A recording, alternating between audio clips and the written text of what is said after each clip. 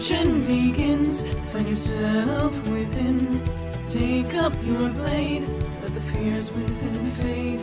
Stories are told as the die roll. Don't be afraid. Make your destiny will find you and me. Friends at your side, may the group with pride. Try as you might, you now live to fight. Monster nor foe can fill you with woe. Enemies in sight, it's time to roll dice. Roll for initiative. Check, please. Welcome to Check Please, the D&D podcast. Who wants to recap for me? I'm just going to make Keni do it. Just make Skrewy do it. I should make Skrewy do it. Skrewy, what happened last time? There was so much that happened. What's happening tonight? Why are you focused on tonight? What happened? What's going on? I'm so focused on tonight. Oh no. I'm so focused on tonight. Please. Tell us more. What led up to that? Petra's going on a date. Yeah. Okay. Right, so there was this turtle man. Okay. When we were Let's at see. the- I can remember everything. Alright, so we started at, I believe, the... Give me where we started off, and I could probably kick it off. I From believe there. it's the Temple of Mellifera. No, we started off in where the statue is. Oh, that's what right. town is that? I This can't see fucking Bill. turtle. Wittingen? Yeah, Wittingen. Wittingen. We started off in Wittingen, and Wittingen. Negotiate That's with. the Wittingen. I believe, Sure, in and quotations. I believe Yeah, that's how that went. Lovette tried Well, that to was trying go to negotiate. and Grem wasn't really in the energy for that. intimidate the mayor of the town. Okay, negotiate. That's a more PC way of saying it. It was not successful. It was most certainly not successful, and unfortunately, we believe that the business has been lost. I think we'll see. But we moved off to the Holy City, I think, after that, or did we do something else? No, we pretty much went straight to the Holy City after having a really sweet nighttime get-together where Kurla Yes. talked to Petravian and Hummel about some things about themselves that they're afraid to share normally because bad shit happens, is the generalized version. Petra had a dream. Okay, so you all had a heart-to-heart with Kurla. Kurla explained a lot of things. Kurla did not go into the Vardo that night, and Archie stayed with them. However, Petravian and Hummel went into the Vardo, came into a lovely dinner for the night, and then the two of those went off to bed while Riz kept watch for the night. That evening, Petravian had a nightmare. Didn't tell anyone about the nightmare, though, when everyone woke up. We all kind of got together, got ready to go, and went to the Holy City. Once at the Holy City, we went straight to Reduvi, right? That's right. Okay. And half of us went to lunch and the other half went to go shopping. Eventually, the majority of the group went to a library to do research on how to get power back into those items. And Riz went to go to every single temple. And something of love value was found there. Yeah, eventually stumbling across Biff, who offered an interesting story about ancient times and a possible repository of divine energy. And a really nice cup of tea. Yeah, a real nice cup of tea. Yeah. And also during that time, Lovette and Kurla had been planning a birthday present for Archie. Wonderful. Then after Riz finished up all of their stuff with going through the temples and the group finished up all the library antics with love, no doubt, The library. we all met The library. at the Park of Eden, and Riz, very high, talking to a statue, demands that we talk to Corona because they're stubborn and high, and their sensor bars that they normally have are gone. I'd love to know how they did it. They just willed, their stubbornness willed Corona. They really love Eden, and they've done so much for Eden. Yeah. And a lot of the other gods, too. Yeah. No, they are a devout follower. You should ask them about the bookstore they visited. I think I will. Good. Mark There was that. also a gibbering tree for a little while. Yeah. That's right, there was a tree that screamed and exploded and then danced and died. So, pretty much the next thing on the party's docket is I think the group is relaxing, and Petravian and Hummel have a date tonight. Ooh, that's true. We do. And Riz is all over Corona if he's around. Or did they just puff off in a... Yeah, I don't know if he left yet. No, I think he's still around, I believe. Yes! Fuck yeah. You gonna talk to Corona? Go talk to... I don't have anything important to say to him. I just think Riz would just be like, blah blah religion, blah blah, blah. Alright. Nothing super important. They'd probably be asking really dumb questions about themselves. Hey, that sounds like a great conversation to listen in on. Oh, okay. All right. Well, they're high. I gotta get into the right mindset again. Let's go. All right. So we open back on the park dedicated to Eden, and standing near each other are Hummel and Petra. Alright, so before we start the date, just wanted to note that due to the connection Vera and Hummel have, due to Hummel being in the afterlife and basically being connected to the people within the hive, Hummel knows what he is and is not allowed to do. Anything that's happening on this date, I want everyone to know is consensual in terms of what Vera would allow. Corona! You hear in the distance. Can I talk to you? Uh, Are you very far away or very small? I can't tell. I'm only a few steps from you. Shit. Well, you said I was older than you, yes? Corona nods. How can you tell this? He blinks a few times. Says, I have been granted many boons by Eden. One of them is the ability to see the true nature of I see. Okay. Well, any hints about how to break this fucking thing? Because technically Sha'ade can tell me, but I don't know if it's worth asking for that, because Vera needs things. I'm not exactly sure what's causing it. I just see that it's changed some things about you. That is very vague. Everyone who talks about it that can see shit, never blunt about it. Always, oh, it's kind of like this, you know? Yeah. It's an illusion that's been placed on you, a permanent one. It seems to be different based on who sees you. That part I know. I do not know who put it there, nor Damn do it. I know how to remove it. Damn it. Well, that is fine. Would you like some sunflower seeds? Certainly. Oh, there you go. You can either eat them or plant them for more sunflowers. I think it works well with your name. You know, suns and sunflowers and corona. You know. I thought that sounded good. He's going to give you seeds back in return. Thank you. Oh, I have some wonderful ones from other worlds. And they start pulling out some more seeds. This one is a unique one. Are you spreading invasive species over here? It's kind of dangerous. Interdimensional. Wow. Don't worry, I mean, Soul's at least doing they're it giving it to too. an expert. Yeah, that's a who will great be like, idea. Yep, keeping these, not planting them, not fucking that shit up. Yeah. I will plant these in a You just greenhouse, see it. and they will never leave that greenhouse. These are some of the most beautiful ones I have seen. Beautiful flowers.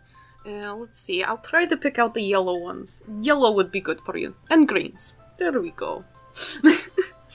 And it consists of them trading seeds. Yeah. Oh, I'm sorry. That sounded weird. That sounded weird. Oh, and yeah, and speaking of trading seeds, meanwhile, on the other side of the garden, Sorry. Oh boy. meanwhile, on the Oh, other boy. side of the park, Hummel and Petra are standing near each other. Okay, so Hummel's going to take Petra's hand and start guiding him to the Maleferant Temple. We have to do something first before we can actually have fun today. Oh, So, do you mind to come with me? of course. Lead the way. All right, the two of you head off to the Temple of Malifera in the northwest of town. So I'm going to, once I'm at the temple, I'm going to go into one of the rooms and place my stuff. So Malifera's sting, the apiary, and also my armor that I had, and I'm just going to place it in a room, as well as Vera. I'm going to say, all right, make sure nothing happens to this. We're going to have fun, and you can just sit in here. Okay, bye. And I'm going to slam the door. Vera lunges at you. And I imagine as you shut the door on Vera, Vera just stings the other side of the door. Yes. These little tiny thuds against the door. Yeah, you can hear a bee thwapping into the other side of the door. All right, that's fine. That worked out. So where do we start? Well, are you sure they're not going to be too mad? Thwap. Thwap. They're always mad. Thwap. Yeah, I think so. Let's go have some fun. So, Yeah. All right. Thwap. Well, we already ate, so where should we go first? well, I had an idea. I know we like alcohol. Yes. We are in the Holy City. My idea is to bar hop from deity-specific bar to deity-specific bar, trying all the different ales that they make in honor of the different gods. Oh, hex yes. Yes. I read it my hand. Slap it. Did you say hex yes? Yeah, because there's hells. Hexagon? Oh. Yeah. I thought it was going to be like a joke on bees with hexagons. It can be if you want it to be. I kind of want it to be. Because you can make those jokes. It's true. And it fills me. It's not the only thing that's going to be filled tonight. I'm going to kill myself. Yeah, mugs of Yes. Ale. alcohol. Mm-hmm. You weirdo. Yeah. Yeah, what were you thinking? Steins. Steins, not mugs, but to each his own. Or their own. Alright, so we're going to find some bars. So I'm going to guess maybe 8 bars, Yeah, that sounds about... ending with the amphitheater. Well, The, what is it, Symphonia's Mm-hmm. well, after... concert hall. Yeah, see, after the bars, I figured we'd go see if there was a party down at Symphonia's amphitheater. That's exactly what I was thinking. Yeah. This is going to be so much fun. What is there anything else you want to do? No, What do you like to do when you relax? Usually you're just like hammering. Oh my god. Come on, I want to know more about you, Petra. Well, I mean, when I'm at the Hive, I polish my hammer every now and again, but...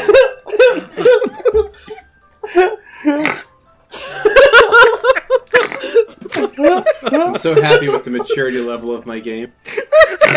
I'm so proud of all of you right now.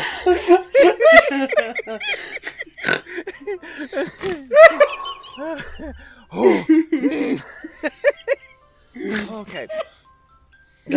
But then I cultivate all the flowers, make sure all the bees have pollen to collect, and and keep chisel out of the flower beds. And I'm sorry about that. Petrie, I'm not asking about what you do, I'm asking what you do for fun. You know how to have fun, right? I like getting into mischief. Like playing pranks is Define mischief. playing pranks. Well, I think we can work that out.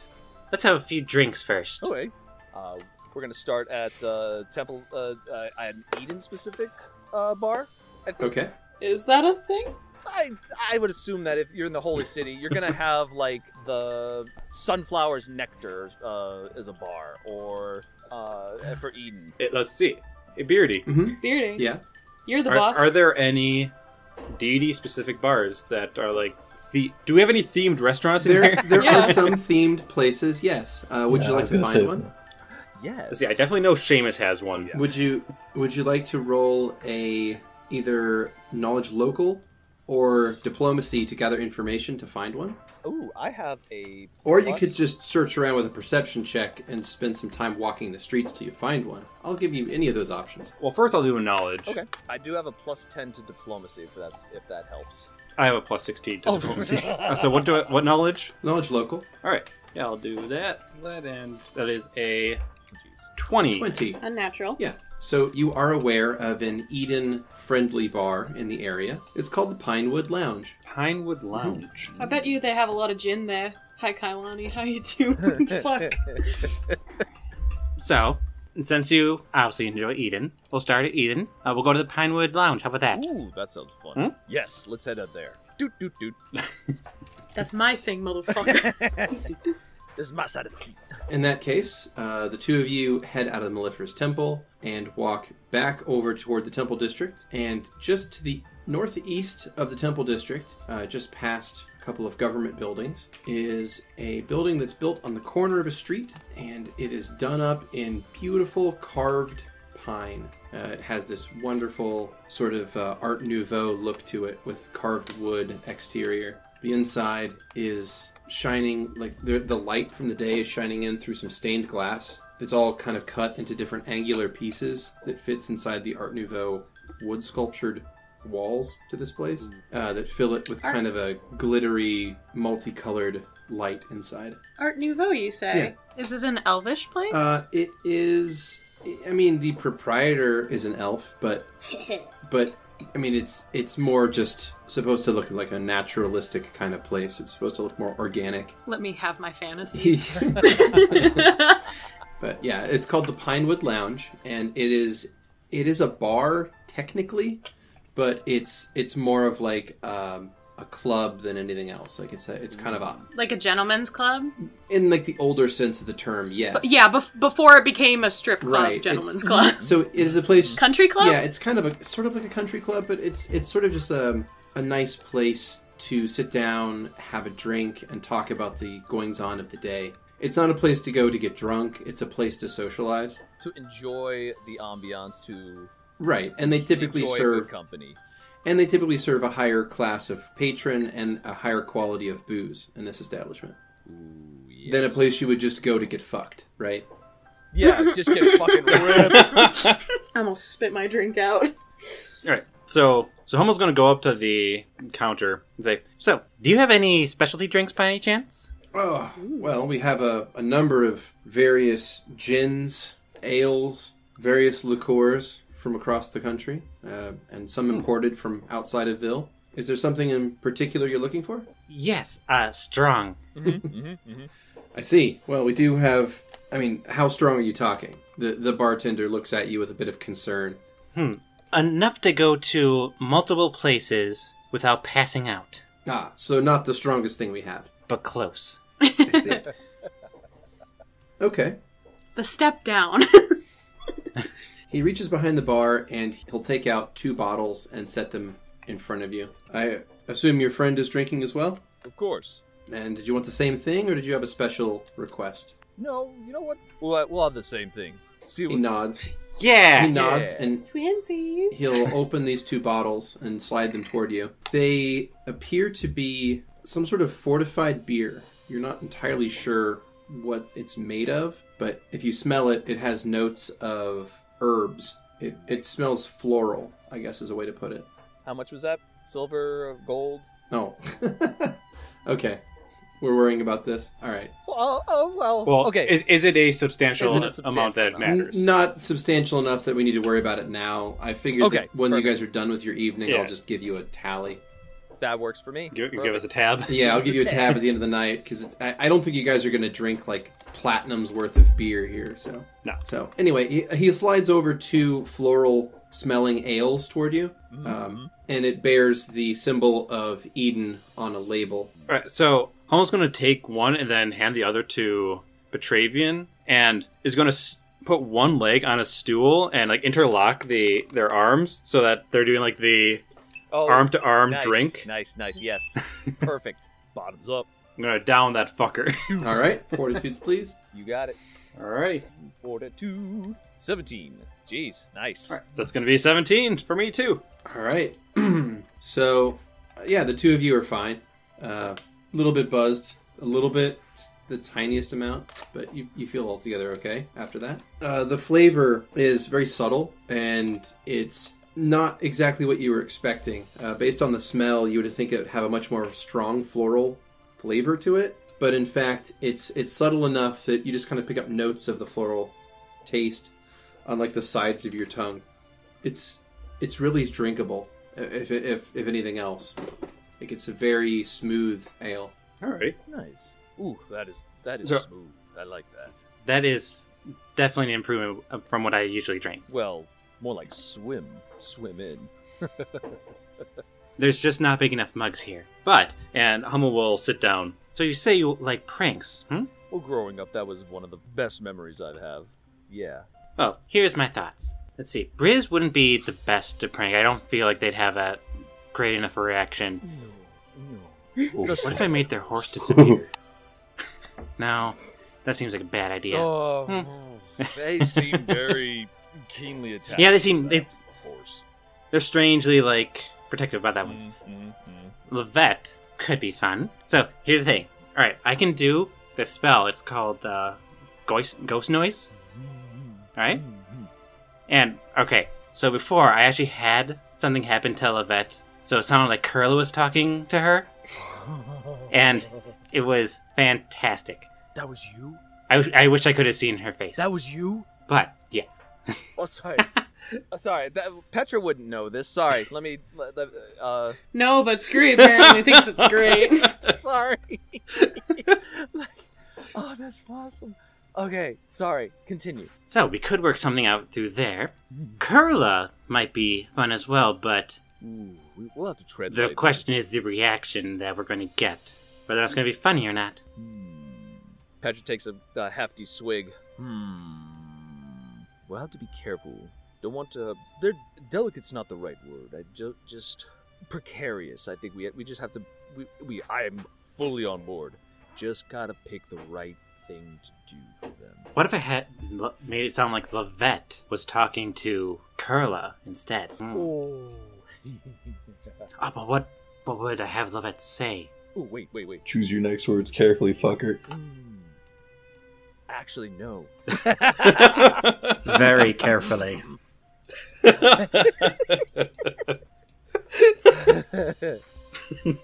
and we'll think on we're that gonna, for we're a little gonna, bit. We're gonna workworkshop that. But Does anyone else have things to do? I do, but I'd like Yes. to save mine for I'd like afterwards. to know what other people are doing. If possible. okay, that's fine. Okay. Do you want to get another round, or do you want to head off to the next one? Well, let's go to the next one. We don't know how strong the next one's going to be, so... It's not a sprint; it's a marathon. All right. The bartender will bid you both a good day. You pay the, whatever price is asked, and you move off to the next place. Meanwhile, what's Kurla up to? Are the shops still open at this point? I know the bars Yeah. are, but would the shopping district still be the open? shops are. Yep, very much so. I feel like Kurla is looking for particular books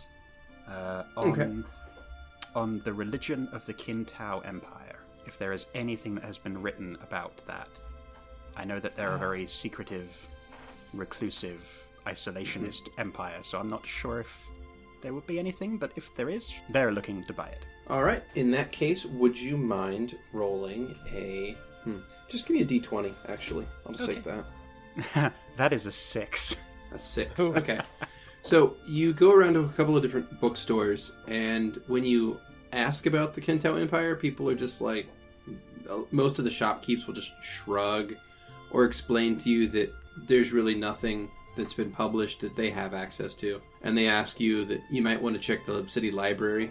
There might be some older book there that may have some information about the Kintao. Because any of the private bookstores are only going to be carrying things that are in relative popularity. Fair enough. Kurla's going to be getting more and more frustrated, but yeah, fair enough. They might start making their way over to the library then once they come up short. They might spend a few more minutes browsing some of the other shops. Okay. But now just killing time, because they don't really Gotcha. want to spend too much time near the Hierophant of Eden or Riz right now, so... Fair point. All right. In that case, what is Riz up to? Let's see. They're probably going to talk to Corona until he wants to leave. Mm-hmm. So, But- okay. Well, in that case, he'll happily chat about plants and animals and growing things and, parts of the job, essentially like how hierophanting works, for lack of a better term. Yeah. I'm sure Riz would share stories about other ones they've met. Okay. I do have one thing I want to ask Corona. Mm-hmm. This talking has been so lovely. I was wondering if you would like to meet my horse. Your horse. My horse. Sure. I've met lots of horses. Is there... You would just have to promise not to touch them. All right. Okay? Come. I will show you horse. And Riz will take Corona to their Vardo. Mm-hmm. Do you mind? I think I'm going to stay somewhere outside of town for the night. Are you alright for now? I'm perfectly fine. Remember, I have electricity in fingers. How I can just look at? blast the shit out of someone if they bother me. I'll be going then. Okay, good luck. Do not die. Okay, bye.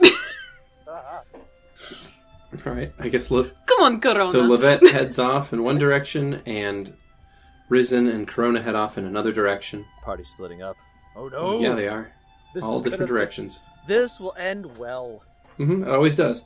Okay, so a little while later, Riz and Corona arrive at the Vardo. Corona kind of nods. This is my horse. Corona nods approvingly at the Vardo and its carvings and paint. This is a very lovely item you have here. Thank you. It is my home. I have had it for as long as I can remember. And how long is that? like a little over 160 years or so. Is that all? I lost count. Yes. You've lost so much. Well, you know, when you don't know, you don't know. I suppose that's true. And is this the horse, then? This is my horse. Corona will walk up a little closer to it and regard it for a moment. He blinks at it and stares deeply at the horse for a moment, and the horse stares blankly forward, not even regarding there's a person there. Mm-hmm. This is your horse? This is my horse. You're sure? Yes. I see. You should have seen the first one. So you see a horse when you look at this? What? Everyone sees horse when they look at it. Oh, of course. Well, it's good to meet... What the fuck do you see? It's good to meet you, horse. Corona bows slightly. Wait. What do you see? You got that weird fucking Eden sense. Go tell me what you mean. I see a very noble steed. Would you like to see the picture of the first one? I would. Thank you. Come inside. And Riz will tap the side of it and pretty much open up the entire place for Vardo Vargon and show Corona the painting inside. He'll walk inside and he's going to comment about how lovely the decor is inside. Thank you. Do not go in anyone's rooms. They are designated for each player, sir. For each person, not player. That would be too fourth wall breaking. He will nod politely and go on whatever tour he is offered. Yeah. Riz just probably makes him tea and everything and chats with him.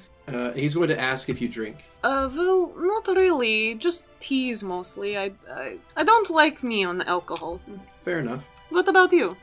Do you like drinking? I've been known to drink once or twice, not a long time ago, but I have kept my brewing skills up for as long as I can remember, at least. You were a partier when you were a young buck, yes? Yes. Would you like a fortune, Corona?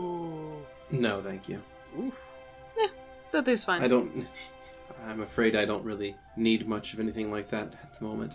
But you like tea, you said. Here. Yes, I have plenty. He'll reach into his robes and produce a small pouch and hand it to you. This isn't going to be what Biff gave me, yes? I shudder to think what he would have that would be edible. It tasted like shit. Well. And I like tea without honey, so, you know. I handle a lot of shit. I will brew this up. We can chat as long as you want. That sounds very nice. This is All right. an interesting type of tea that one of my subordinates cultivated. Really? He nods. I look forward to having this, then. His tastes are not quite where mine are, but it's very unique. And where are your tastes in comparison to these? Honestly, I prefer things a bit sweeter. Really? This is it's a blend that's more savory. Alright. And Riz will finish boiling the pot and pour the tea out. Well, cheers, Corona. Cheers. There is honey, by the way. It's just not the kind that Vera likes. Here you go. So the two of them tap glasses, and meanwhile... Speaking of young bucks. Alright, so meanwhile, in the streets, two people walk arm in arm toward the next bar on their little drinking tour of the town. I mean, you know what we could do? Right. You could do glue magic, right? That I can. Ooh, this has possibilities. If only we had some feathers. Jeez, I wonder if I can snag a pigeon off the just like Oh my god! just like one That poor pigeon! One or two feathers. How many feathers do you need? Like a box. Ooh, box of feathers. Maybe. I mean, that's one. Bet you we can find one. I mean, it will destroy their clothes if they do. We do that, They got though. prestidigitation, right? True. Yeah, they'll clean it up afterwards. They'll be fine. So I think we can. I mean, if we pass by a butcher's shop, we can ask for a box of feathers because they probably pluck the chickens there. Well, Fletcher would probably be a better place to find it. Great idea. Anyway, we'll shop that. If we see any feathers along the way, we'll see if we can grab them. Sounds good to me. Like fun. On to the next bar. Right. So I'm gonna see if I remember any more bars. Alrighty. Gonna be another knowledge local. Yes, please. Yeah, nice. That is a 22. Yeah, you do remember another one. So this one is a bar that is dedicated to Voska, actually. And it is known as the Gallery. Ooh. Would you describe who the deity Voska is for the podcast? really quick? Would you like to make a knowledge religion, and I'll tell you what you know about the character? I or would about like the, to know. the deity? Sure. That's Oh, a 34. Fine. You got it. Can't beat that. That is a nat 20, too. Nice. That is a nat 20. Alrighty. In that case, you know that Voska is a god of fire and creation, known as the Forge Master, or the Builder, or He Who Hammers, god of fabrication by fire, and is the god of blacksmithing. Voska is lawful good in alignment, and is technically considered a minor deity. One of the youngest children of Eden, actually. So what kind of alcohol do you think they'll have there? Spicy, I guess, or cinnamony, right? Probably spiced, I'd assume. Let's roll. Well, let's go in. Alright, so the two of you walk up to it, and it looks almost more like a blacksmithing shop than a drinking establishment. And you realize that the building actually serves multiple purposes. It appears to be more of a place to display fine works of smithing, and then also drink in the presence of these works of art, which is why it's called the gallery. Oh, Huh? This is right up Petra's alley. So inside are pedestals and cases and wall-mounted displays of various objects of incredible skill to create. So some of them are weapons, most of them are just art objects of various kinds, metal. Most of these are metal items, metalworked items. Some of them are also carved, but for the most part they are forged metal items. The front of the building is dominated by a enormous sculpture that appears to be the Voskan holy symbol of two hands holding a starburst. I like Starbucks. And it looks delicious. It's right there with you. Well, I guess we can enjoy looking at some hammers while we drink. I like that idea. I mean, look at all this metalworking. My. Yeah, actually, first I'm going to go to the bar and get some drinks. Do they have any, like, spiced drinks or anything? They Or do, in fact. They have a lot of spiced wines. That seems to be the majority of what they have on tap, or rather available quickly. But they also we're going to mix our drinks? they also Yes. have a few cocktails available as well. Various strange mixed drinks. So, do we want wine or mixed drink? I'm gonna go off script and get a mixed drink this time. Maybe even All right. both. Ooh. So they have. Oh, shit. All right. In that case, the bartender is going to prepare you something that is called a thirst quencher, and it is a mix of various liqueurs that end up making kind of a dark and spiced, very strong mix that, in a lot of ways, is kind of like a Long Island iced tea in a lot of ways, but it's served hot. Well, rather, it's served at room temperature, but then out of a forge behind the bar, the bartender will hand you a tong that's holding a red-hot piece of iron that's about 3 inches long, and you're supposed to drop it into your drink to quench it.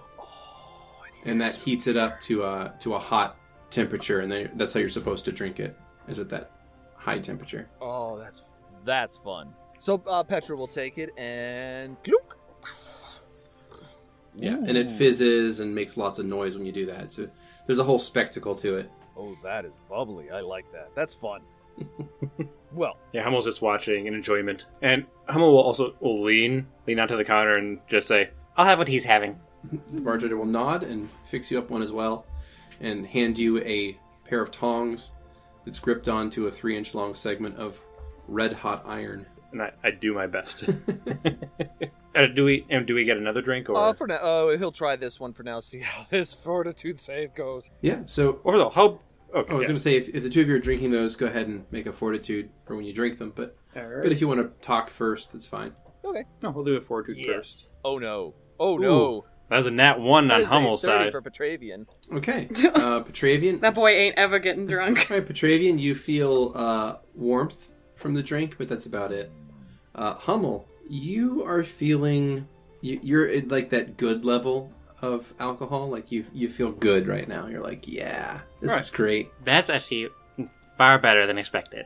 I mean, it's not just all show. It's really warm. I like this. Mhm. I'm gonna have to remember this one. Yeah, it tastes like a hot tea, and it's a very spiced hot tea. And it's also, because of the way that it's mixed and spiced, you actually really can't taste the liquor in it at all. Like, you don't even taste the alcohol. That's fucking dangerous. It is very dangerous, yeah. So much so that Petra will order a second. Ooh, nice. All right. Another's prepared and set in front of you. And you're now feeling warm as well. Just you're back to that feeling. You're kind of feeling a little buzzed at this point. So you're still less tanked than Hummel, but you're feeling buzzed, whereas Hummel is feeling good. Come on, let's look at these hammers. Absolutely. Oh, We'll go admire all the artwork and hammers and things on the walls. anything interesting about these that we can see, or are they kind of adorned mostly as like these holy kind of? They're not really holy, but it's just more like these are ones that are made by either up-and-coming blacksmiths or people who have put a lot of time and effort into making fine works of metal art. So, like I said, some of them are weapons, most of them are just art objects, and each one bears like a small bronze plaque under it explaining who made it and what it's called if it has a name. Neat. None of them are like mind-blowing, but they all are of high quality. All right. And so we're going to be drinking and talking to this stuff, I assume. Yes. And Petra will ask, so, know what I do for fun. What do you do for fun? I mean, I can't imagine pollinating and everything is everything for you.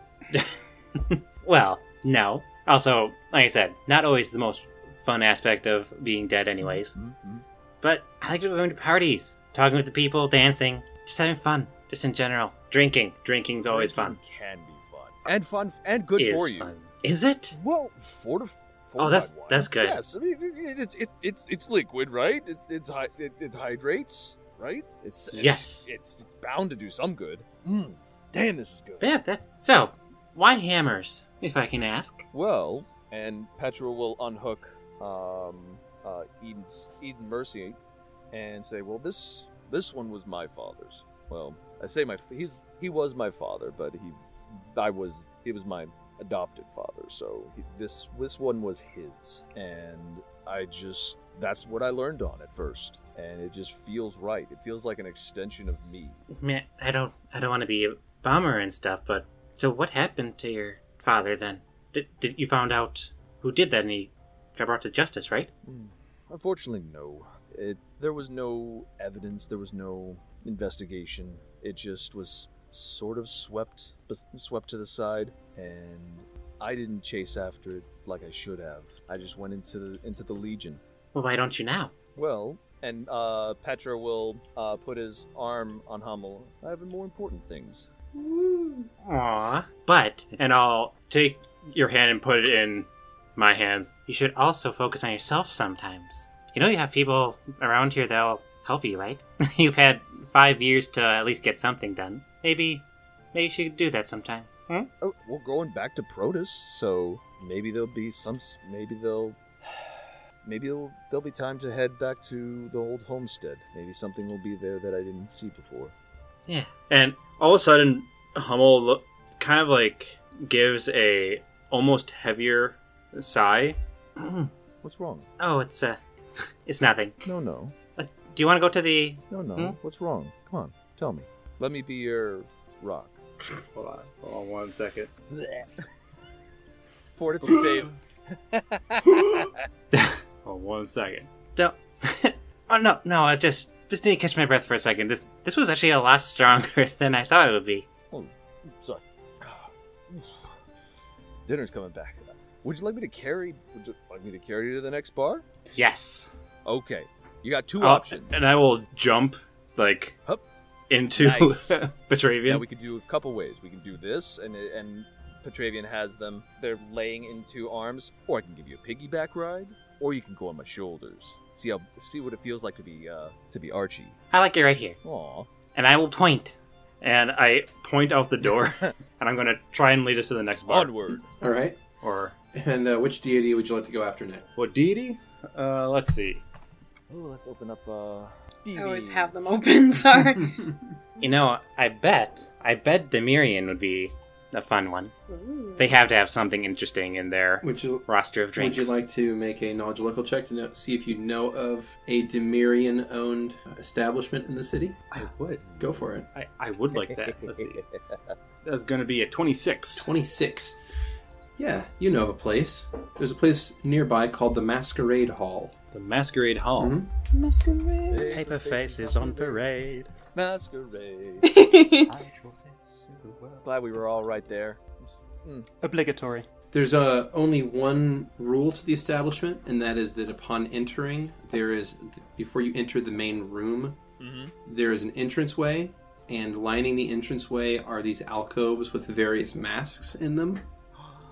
Everyone must wear a mask inside the room. I love it.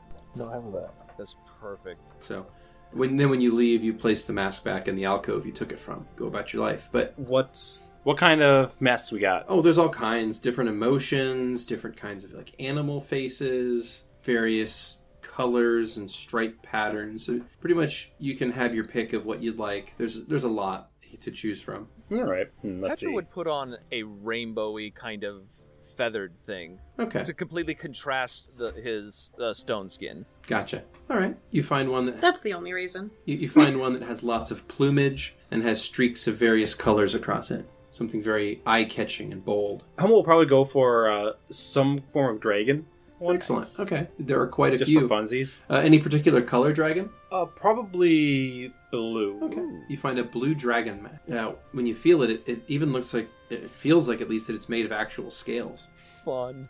So after you put that on, the attendant will let you into the next room. They'll pull a curtain back, and you find the Masquerade Hall is a pretty happening place. There's quite a few people inside that are listening to a small band perform. It's like a bunch of stringed instruments. It's very, very posh, I would say, inside. And there are candles that actually float around the room on their own, as if being held by unseen servants, that sort of illuminate the room in an ever-shifting amount of shadows. Ooh, alrighty. But it's a lot of people are listening to music, and some of them are dancing. It's an interesting spot, and everyone, of course, is wearing a mask. Do you want to join me for a dance? I absolutely would. By any chance? Oh boy, this is. Let's. What skill would we need on that? Perform dance if you have that. No, I have nothing. Okay. Then I'll take a dexterity check. So you said this is a more posh area? Yeah, it's pretty posh. Yeah, the people here are dressed Alright. up in fineries. He'll do his best. I have +1 to it. Unless I let Hummel lead. Would Petra let Hummel lead? If I think they would have a. Would Yeah, Petra what let does that Hummel lead? even mean? Yes. Is Petra asking that? You went to the Petra voice to ask if Petra would let Hummel lead. Sorry, I've been slipping in and out of it. Okay, so Petra says to Hummel, "So I'm not really well trained in dancing. I'll follow your lead." Just watch me, alright? I'll go slow for you. Aw, thanks. And I'm going to do a form dance check. Wonderful. And could I also give bonus to Petravian you can to help You him? can assist for sure. Alrighty. Dexterity. Should be interesting. Oof. All right, so it does appear that Petravian has a condition known as 2 left feet. Yes. And that is an 18, which is god awful. For Hummel. So Hummel attempts to guide Petravian, but Petravian cannot get out in front, like out of his own way, and keeps stepping on Hummel's feet. Oof. But it's so And, adorable. Petra's not a small man, so that's a little bit smarting. Now go this way, and I'm going to just sorry. slowly... Nope, you're out. You're good. Sorry. I can fix that for you. Hey, it's not broken. Just think of this as practice for when we get to Symphony's amphitheater, alright? That'll be fun. Last time, were you with us? The last time we were there, everybody was there? Me? No, Vera was doing tax, property stuff while everyone was having fun, so... Vera needs to have more fun. I agree. We'll have a talk with them. So, you'll have... But okay, so... Once again, as you say that, it's kind of like a kind of pause. Yeah, you should have a talk with them about that. I'd rather talk to you. I'd rather talk to you too, Peachy. Aww. And even though Petra has the plumage, you can definitely see the crystals shining. Purple. Shoot, purpley. Yeah, purple. Y'all need to make a chart for I do. yourself on what colors are would what. fucking If only there was a ring. wiki page for this character that this information could be stored in. If only. Yeah. But sadly, But who would update but it? sadly, no one ever uses the wiki. There's a wiki? Sorry. Well, that was some good practice.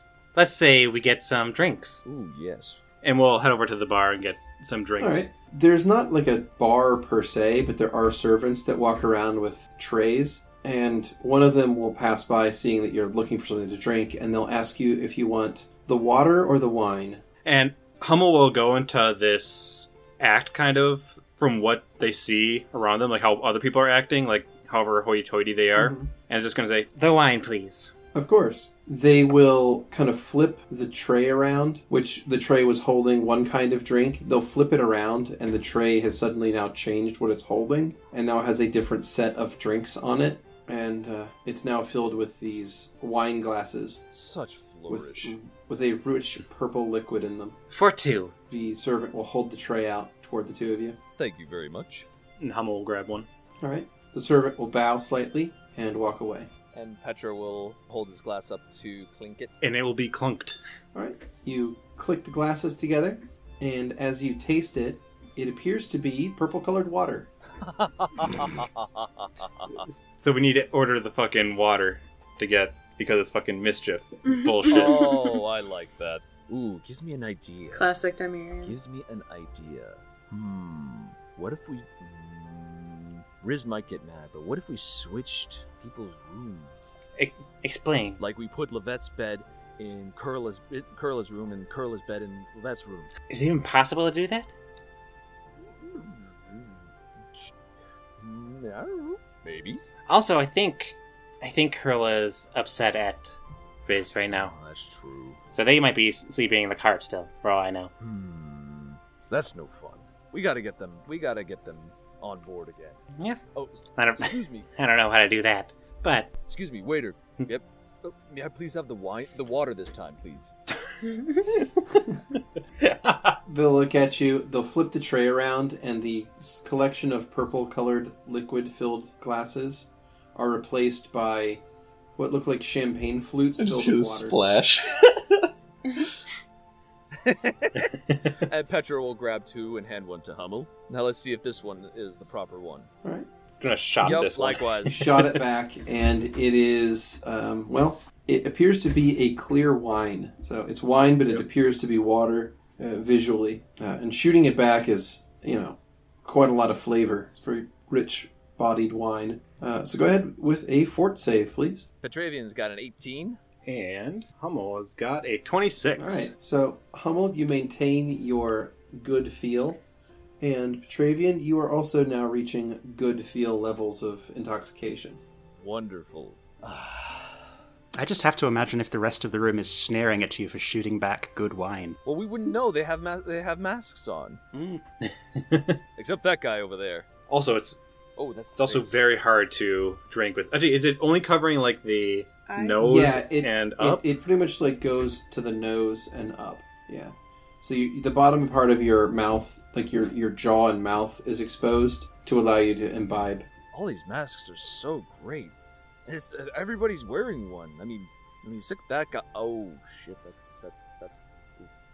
Hummel will laugh at that. Just like clap you on the shoulder. you're right. They are great, but be honest, I'd rather see your face. Aw. So, next one. Yes, let's roll along. And let's pause there and see if other Yeah. people want to do stuff. Yeah. So the two of you head out of the Masquerade Hall, and meanwhile, outside of town is one Lovette. Oh, well, I was going Is that right? to take care of... I have to go get Archie first, but again, I'd rather wait till these guys are done, because otherwise I feel like Skrewy is going to be very distracted. For reasons I can't say here. Oh, okay. That is a very fair assessment, and I thank you for understanding me enough to know that I am a distractible son of a bitch. That's how I'm distracted. All right. In that case, what's Kurla up to? Kurla, I think, will have made their way over to the library at this point. If the library is still open, It is still open. then they will be rifling through the stacks looking for anything that they can get their hands on about the Kintao Empire, specifically the religion of the Kintao Empire. Excellent. Please make a knowledge religion check with a +5 bonus. I would be happy to. I also want to wait because I want to see who these guys prank, and I want to be gone if they are going to pick Lovette. Goddamn. I mean, Renegade piece of shit. Would you? I'll Really, I find would you. think that. No, I'm saying like I don't. I want you to be able to pick Lovette as a viable option, and otherwise I would just be gone. But aren't No, you? I gotta. I Aren't told you gone already? Riz that I'm gonna leave, Oh, but then I'm okay. spending the night. But Oh, I'm gonna you're go get spending the Archie night. before I leave. That is a 25 on Gotcha. Kurla's knowledge religion check, so that's a 30 with the +5. Nice. Excellent. Well, in that case, you do find a book about the religion of the Kintao Empire. It appears to be a partially hearsay, partially apocryphal tale of someone who traveled into the Kintao Empire, wrote a bunch of things, and then was able to return and spread that information around. So you're not sure how much of this is accurate or not, but it does say that the people that live out there do not worship gods of any kind, but that in place of gods, they seem to follow a strict code of philosophy. Does the book give a name to this philosophy? It does. It calls it the Way. Does the book go into detail about how the author was able to make it into the Kintao Empire and travel without arousing too much antagonism, without arousing too much nastiness from the locals? The way it was described in the book is that the author smuggled themselves into the Kintao Empire by hiding in a barrel of olives. Okay. You're not sure how realistic that actually is, but that's how the author writes it. Does the library lend books? Well, that's a question to ask the librarian. I think Kurla's more likely to just slide it under their cloak. Would rather steal the book than talk to the librarian. Well, the librarian might say no, and then it will be very suspicious if the book still disappears. So, yeah, Kurla is gonna see if anyone's watching, and then very quietly slide that book under their cloak, but also continue researching for a little while longer, just as an excuse, really, to stay away from Riz and the Hierophant of Eden. Sounds good. All right. Meanwhile, the Hierophant of Eden is having a lovely conversation over a delicious cup of tea. Could you tell me what the tea tastes like? Yeah, this is a tea that has a savory flavor to it. It's in a way, it's kind of like an umami flavor, if that makes sense. So it's No. in a way, it's kind of halfway between a tea and a broth. It's very Interesting. It's very strange. You're not. This is like the chowders of tea. That's one way to put it. Yes. I swear it tastes like there's bone broth in this or something, but apparently it's just the natural flavor of this particular type of tea. What is put in it? I'm not entirely sure. That is okay. This is actually cultivated by a ranger, a friend of mine. Really? He does this as a form of meditation, I suppose. He has anger issues. Really? And you are a mentor to this person? I'm a mentor to a lot of people. I understand. I was trying to be a mentor to someone. And how's that going? Yeah, they fucking hate me now. Ah, I see. All I did was call down lightning from the gods and suddenly, blech, you know? And is it because your friend is scared of you or scared of the gods? Oh, the second one. They can, Well, they can be at scary. least she hates them. In general, I think. All of them. And I don't know why, because, like, how did all of the gods fuck you over? I mean, usually, you know, it's like one or two. Not all of them. Yes, they can be scary, that's for certain. Meh. Did your friend explain why they dislike the gods? No. Perhaps you should find out. You know, you think it would be weird that they, like, even accepted coming with me? Because, you know, my entire Vardo, covered, you know? You saw it. Corona nods. Yes. You'd think if they hated it, they'd notice it right away. I guess they were distracted the first time we met, and then never paid attention because it was always there. Perhaps they have good reason. Perhaps they don't. If you care about this person, then you owe it to them to ask. I don't know. I just feel like I need to lead things in a certain direction. I know how that feels. It is complex, but there's a feeling that I cannot ignore. He says, to complex relationships then. And he'll lift the To teacup complex relationships. in kind of a toasting gesture and take a sip. Rizzle tank it. Meanwhile... And at that point, basically, I was the one that saved them from weavers, so that's how that went down. Really? Huh. Neat. Yeah. I mean, you Yeah. did really good job at when we were in that down in that temple right before we're going against Glarv. You did a great job in there. Oh, thank you. I know I do a lot, but don't get that much recognition. Well, So thank you. well, for everything that you've done, thank you. Oh, so how are you feeling? I'm feeling good. What deity should we look for? Well, I mean, we are going to be traveling. Do you want to swing the Shamish? I don't know if they would. Their whole thing is money, but they also do travel, so maybe? I mean... It's going to be expensive as shoot. Oh, yeah, that. Why are they so about money? Huh? Whatever works for them, I guess. I guess. And Hummel will shoot Petravian a glance. I guess there's always Prinia. And Petravian will be he will be in thought for like half a second, and then his eyes will go wide, and his crystals will turn a green color. What's green?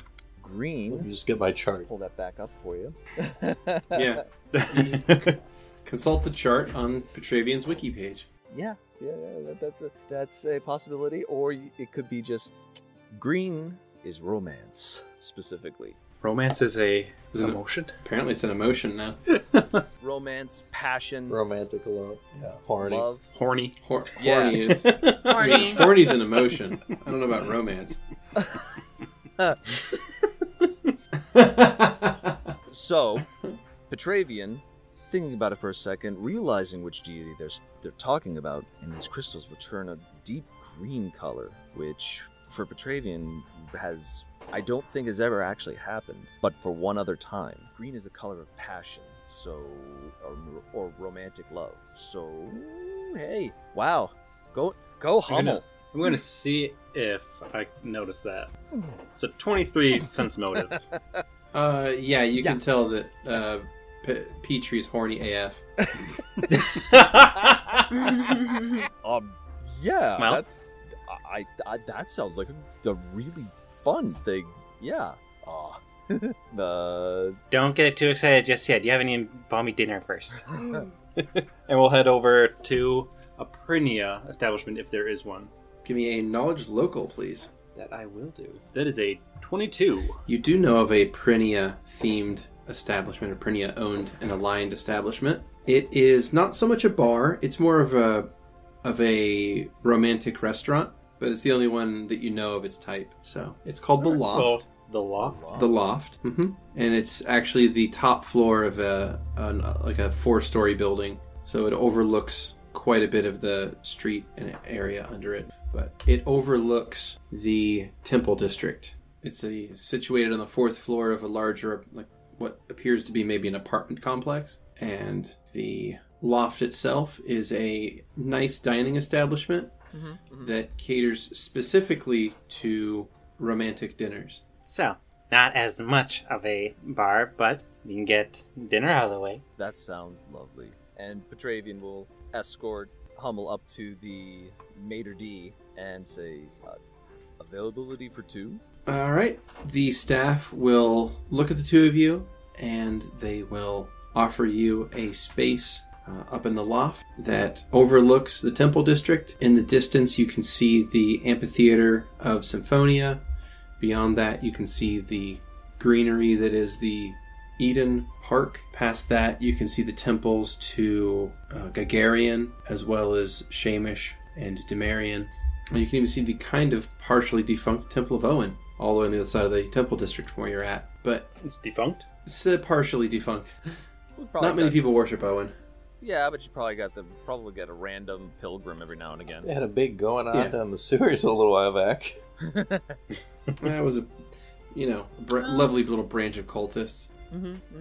But anyway, the loft itself, the room that they put you in, it's a private 2-person dining table. There is a thick red carpet, or not carpet. There's a thick red blanket divider curtain Ooh, that's lovely. that separates the two of you, and the light from the setting sun, which is off there to the west. The sun is setting across the tops of the buildings to the west of you, offering a beautiful sunset for your meal. The service is impeccable. Did you say you liked schnitzel, I think you called it? Well, classic Velish food is always good. Sauerkraut is amazing. Also, maybe it would be the first thing that this body actually ate that was healthy.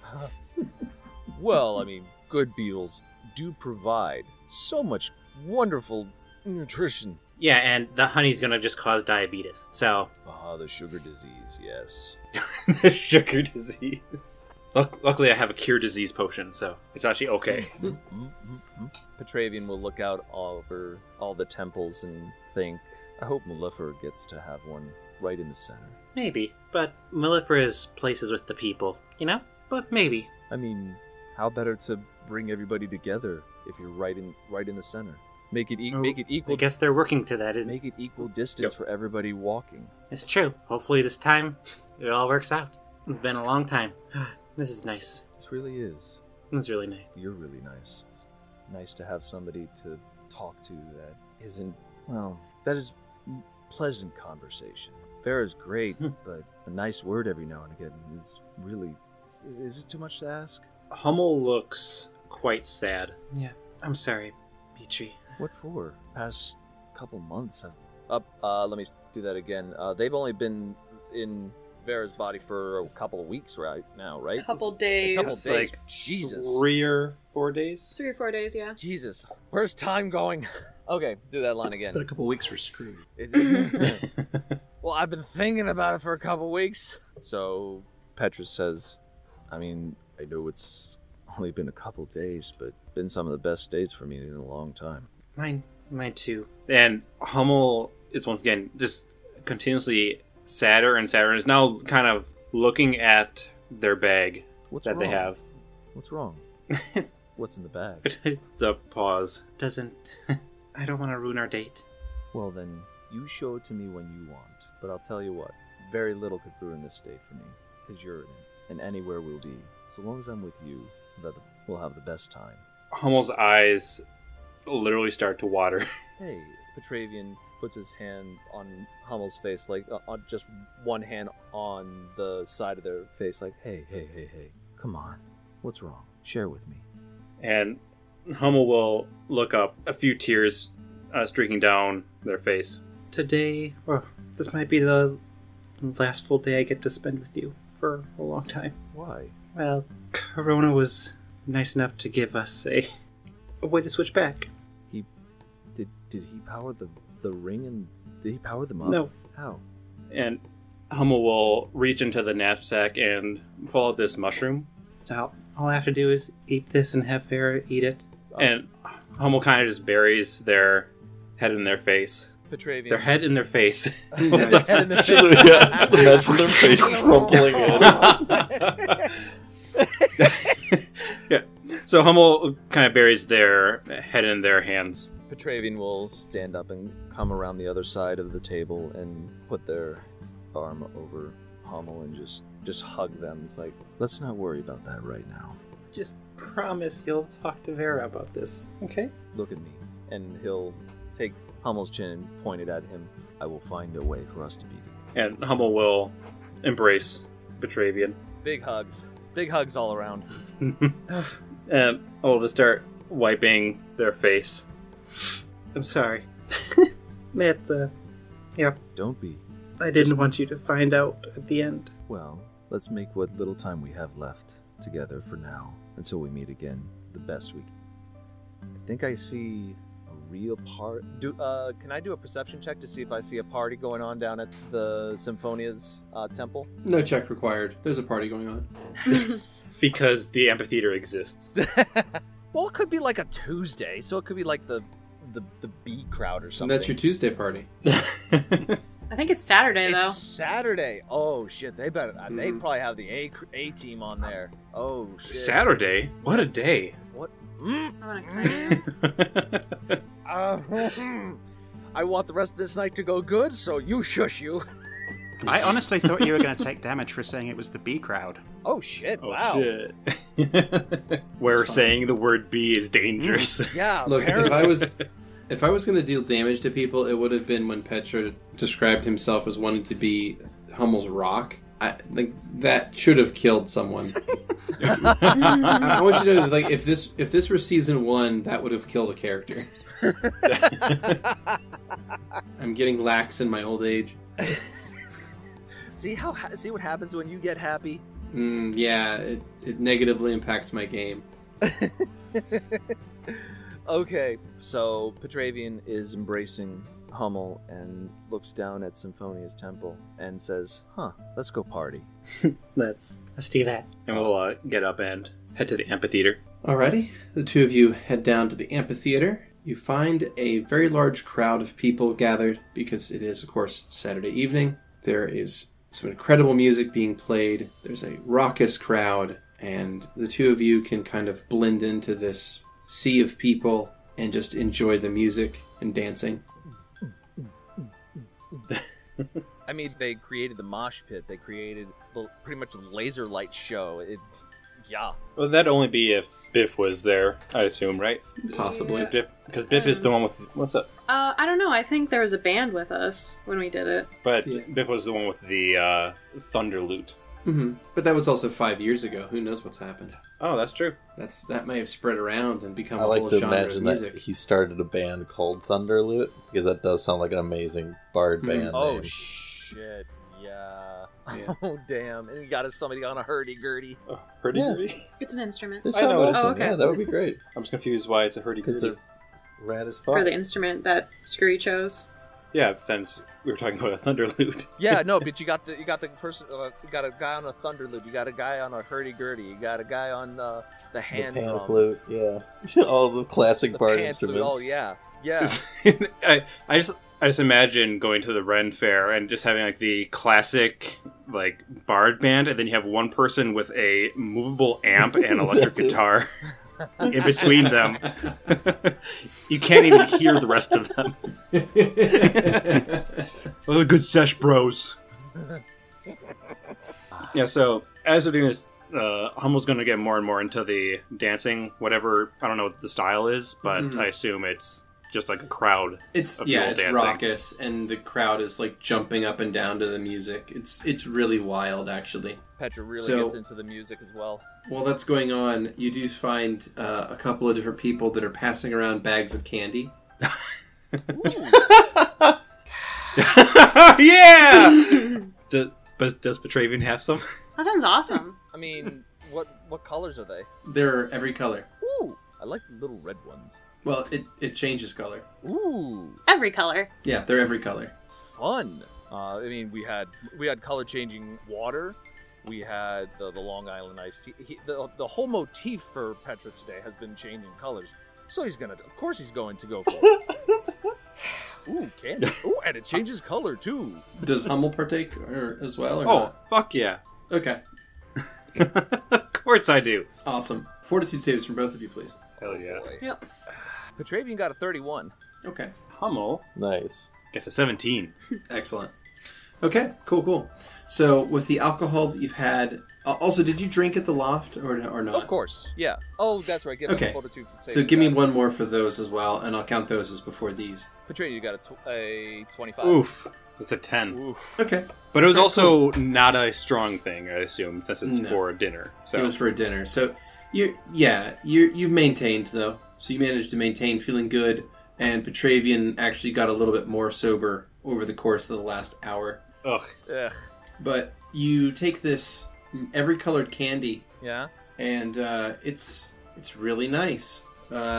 Suddenly, another? the world seems... What? Oh no, I just said it's really good. Does Petravian have another? Maybe. It's not doing anything. I'd better have 2 or 3 more. Yeah, go 2 or 3 this- more edibles. This candy didn't have any flavor in it.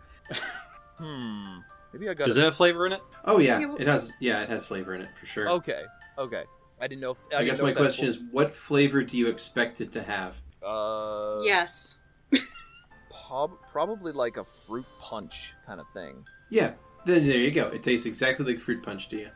Ooh, I like fruit punch. So the world seems a little more clear. Like you can hear the music a lot better. The night sky seems a little less dark. You feel lighter on your feet. You feel this need to dance and move around. And the music, it seems to flow through you now. Like you can feel it in your skin. It's really crazy. Oh, damn. Okay, so Petra is really getting into the music. He's dancing in such a way that he can hear his plate armor clanging in tune with the music. Nice. I'm going to drop a dance check just because. Okay. I don't have a perform, or he'd be... It's a 26. Nice. Okay. Very nice. And Hummel, you dance very expertly in tune with the music, and the two of you have a interesting evening because the effects of these candies you had seem to be pretty strong, in fact. Like you start to see kind of auras around any light sources. Images seem to be a little bit stretched sometimes. Everything's a little bit delayed, almost. But yet, when you focus on something, you can really get a sense of clarity from it. You're describing something like getting hit by a flashbang. A little bit. But much more pleasant. Oh, so It I'm sounds the like weird LSD to one. me. I don't know. Yeah. Yep, so Yep. we're going to do that for a while, I assume. Yes. I'm trying to think. Would Petra take another one?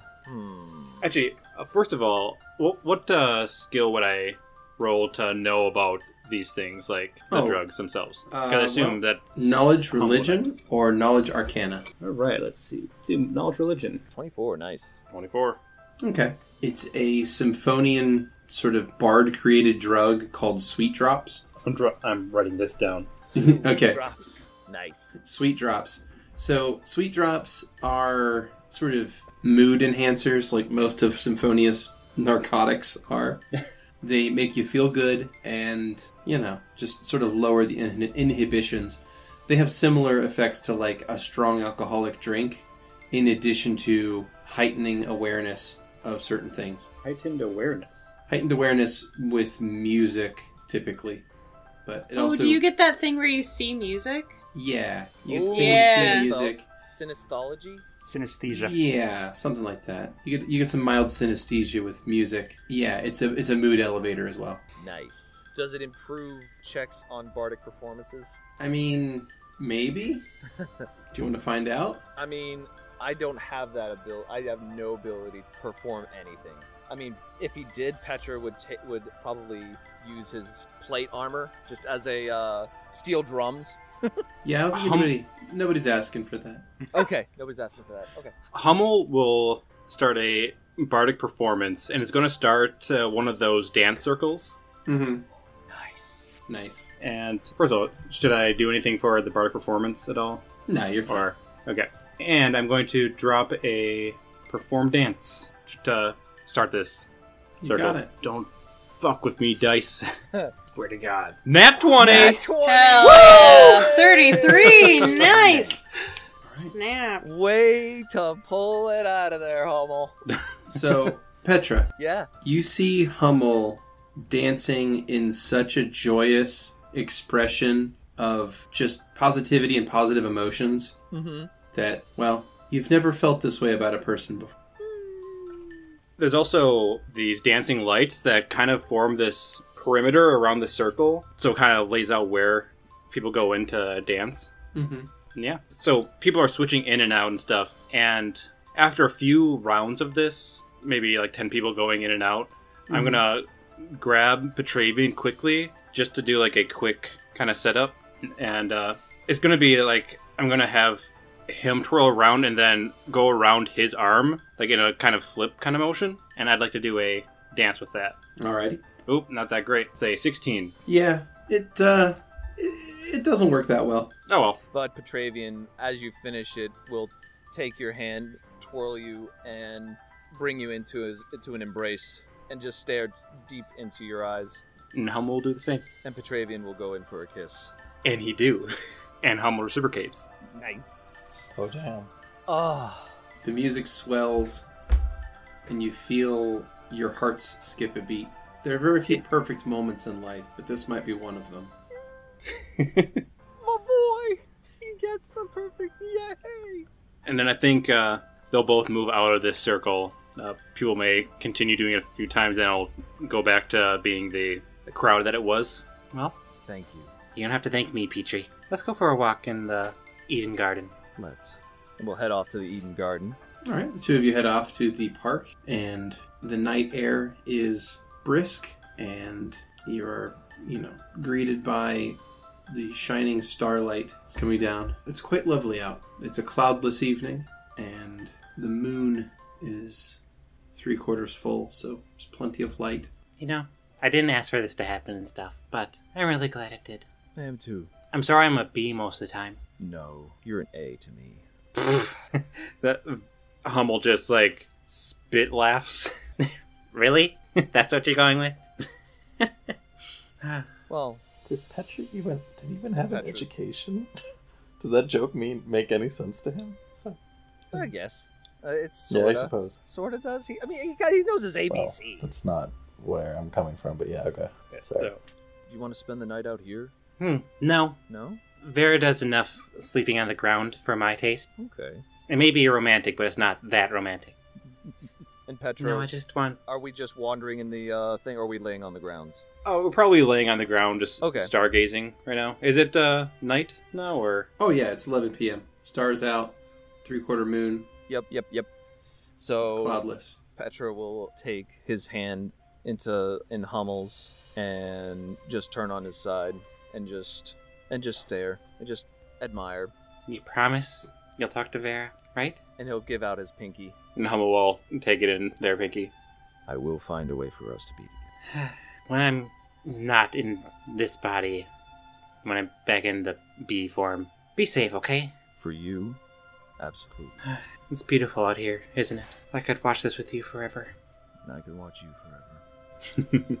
Hummel will kind of turn over and put their arms on their elbows on Petravian's chest and say, Well, is there anything else that you want to do tonight?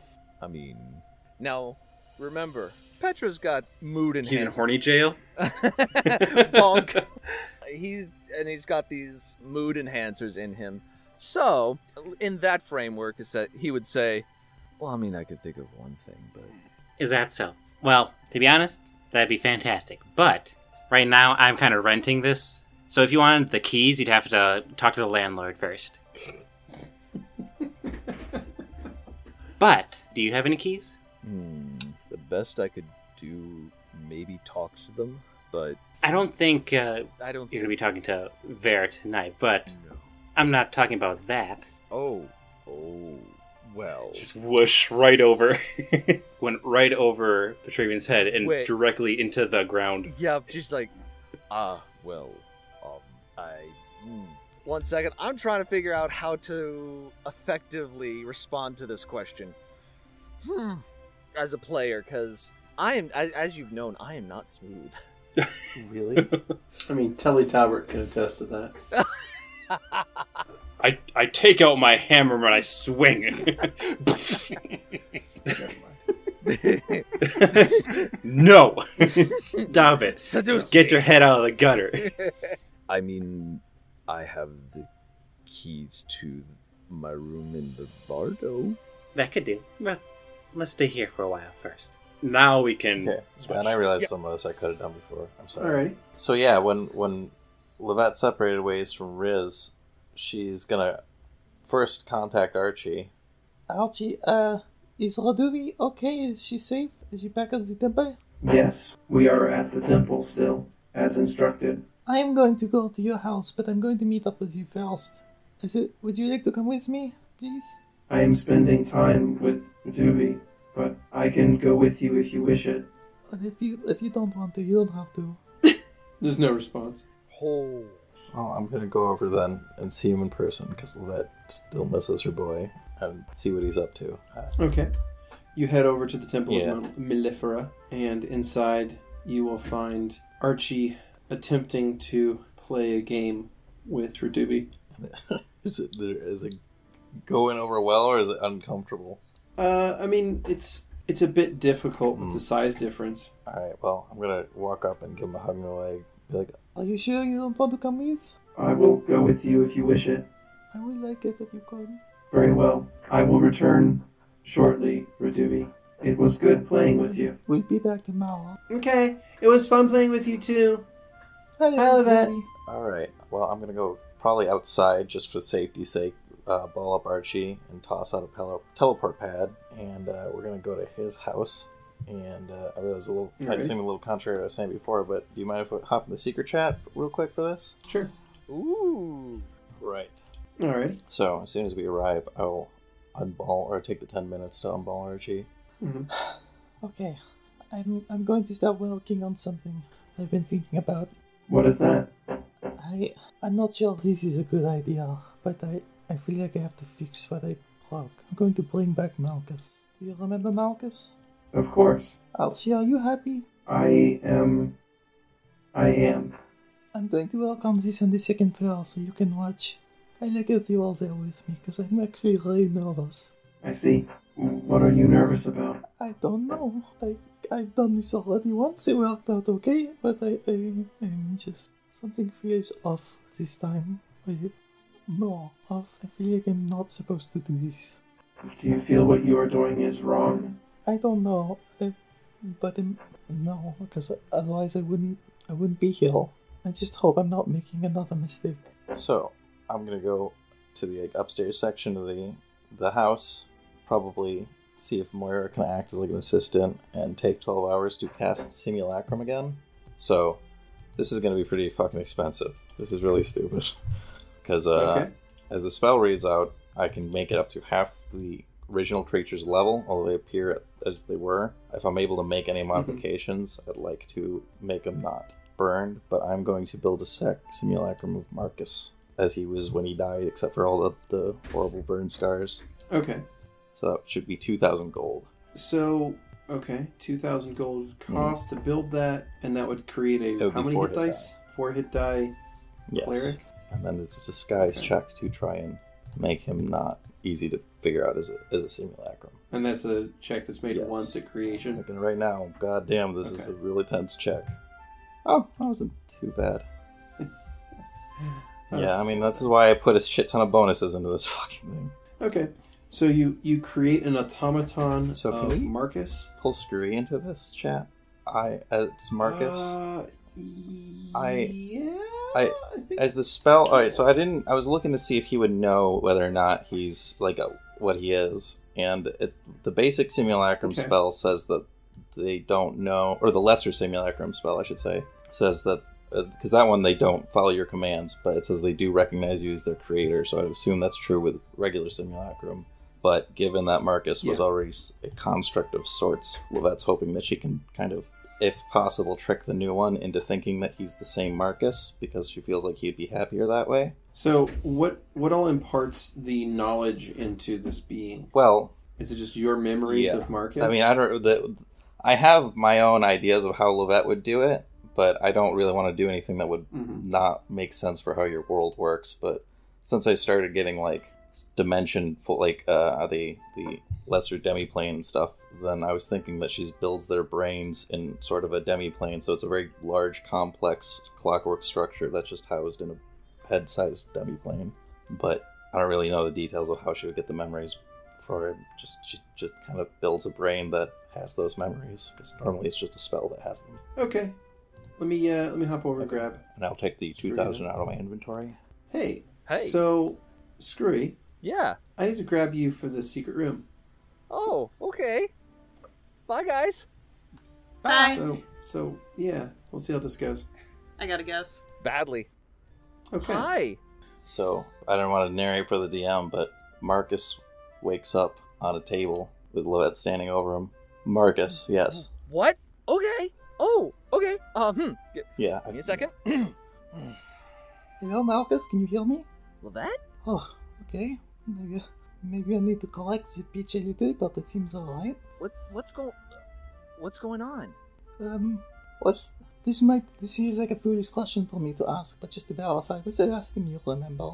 I took a drink of some potion that Hildy gave me. Well, it took a little bit of doing. No, wait. No. The last memory I have is I said goodbye to Soul. Huh, that's strange. But Yeah, last night... they were leaving, and... Malchus, I have to tell you something. Yeah? Do you remember the happening when we first met the barmaid that you had relations with? Yes. Telly! She has a son. Yeah. A what? A son. I debated on this because I wasn't sure if you were properly resting, but I wanted to give you a chance to make that family whole. Yeah, what can I do? What's his name? Strangely, his name is Galban. Yes. Really? A lot has happened, and I don't know how much time. Well, I have some time to go, really. But they are not in Edge anymore. They ran from the Thailands, which are moving now, and I don't know where they went. So I'm going to try and find them, but you're going to have to go to them. Absolutely. What do you need me to do? Well, actually, going to bust out the fire opal to see if Telly's awake at this time. Okay. I mean, it's still daytime, so... Actually, I think my spell takes 12 hours to cast, so it's probably like the next morning. In that case, yeah, it's probably in the wee hours of the morning then right now, if that's the case. It's probably just before dawn. Telly? Let's see if that works. The fire opal glows. This is Lovette, the gnome whom you met, who knew your Malchus, the boy's father. Where are you? I need to find you and help you. I wasn't counting that time, so... It was Okay. 1 too many, And health, I think. I'm sure. I wasn't closely counting either. So if a person's asleep when they get hit with a sending spell, Does it, like, slap them awake? I mean, I don't think it wakes a sleepy person up, so... I'm not sure if you get a response then. There's a knock at the door. Oh, come in. The door opens and Moira walks in. Did everything work? Yes, he seems to be doing well. Good morning, Yes, Marcus. this is I guess the first time you've met each other. I've heard a lot about you. Hi. Oh, wow. How is this all happening? What do you mean? Well, that looks kind of ashamed. That's not important. Well- Look, Malchus, you're happy to be alive, right? Well, yeah. That's all that matters. I brought you some clothes. Thank you. It was getting a little chilly. I was told you liked kilts. Is that right? Thank you. Your guilt enthusiasm disturbs me to this day. We got some. Oh, thank you so much. Of course. I'm sorry for everything, Malchus. I feel like I pushed you into a situation you didn't deserve. Marcus puts his hands on Lovette's shoulders and says, "It wasn't anybody's fault. Don't know. It's just how everything turned out." And he brings you in for a hug. It's just so good to see. That's like stops for a moment and then hugs you. You can feel little droplets on your shoulder. And a second pair of arms. Whoa! Oh, Those are new. shit. Yes. There's a lot happened in a little amount of time after you know, Yeah. a lot of people died. Query to the DM: how much do they know of the land of the living? Nothing. Nothing. Okay. You certainly wouldn't if Yeah, if that was normally the case right now. Yeah, and your memories are completely blank from the time you died to now. Okay.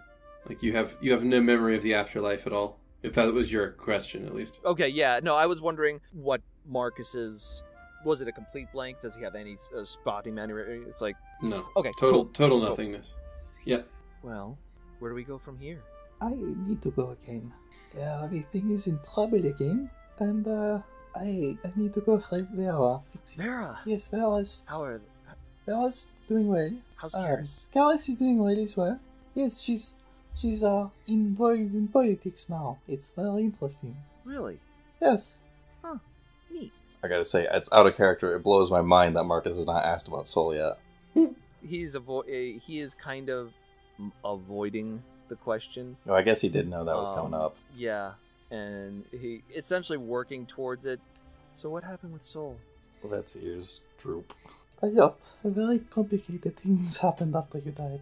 Did they take the protectorship? They tried, but the enemy They tricked tried? them. How? Well, it turns out that the enemy was a fallen angel, and that he had convinced Sol that he wanted to help them. But you guys defeated Glarv, right? We did. We killed Glarv, and Sol was his replacement, and they struck a bargain to leave this world with Krishna, and so we're safe now, but Sol is gone. I'm sorry, Mark. I know how you feel. I hope they're happy. I hope so too. They are very busy. I do still talk to them. They are alive. Well, that's good. I mean, maybe one day they can come back. I promise to bring them back. I'll keep that promise to you. Well, I mean, I think you did a pretty good job. I'm not even crispy. That's true. Like baby smooth. You should know. I will take you with us. Well, I suppose we have this. I know we're going on another adventure, and I don't mean to leave you out, but you'll have a family now. That's fine. Be careful. I can honestly tell you, I had enough adventure. Okay, that's good to know. You're not as strong as you were when you died, and you're not going to get that strong. Dying once is enough. That's good to hear. Now I got a family though, so Alright, here. maybe Take this. we'll go to the what's this? I'm gonna give him the fire opal. Oh,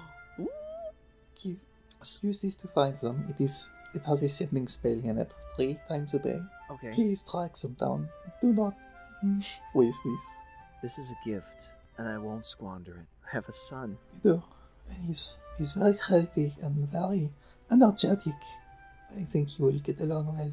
Do you have my scimitar and my staff? Well, I tried to replicate your clothes, but we left your things in Heart and Shin. We had a ceremony at the Temple of Eden there with Siva, Oh, okay. and okay. your remains are buried in the garden at Hildegard. But please do not go there, please.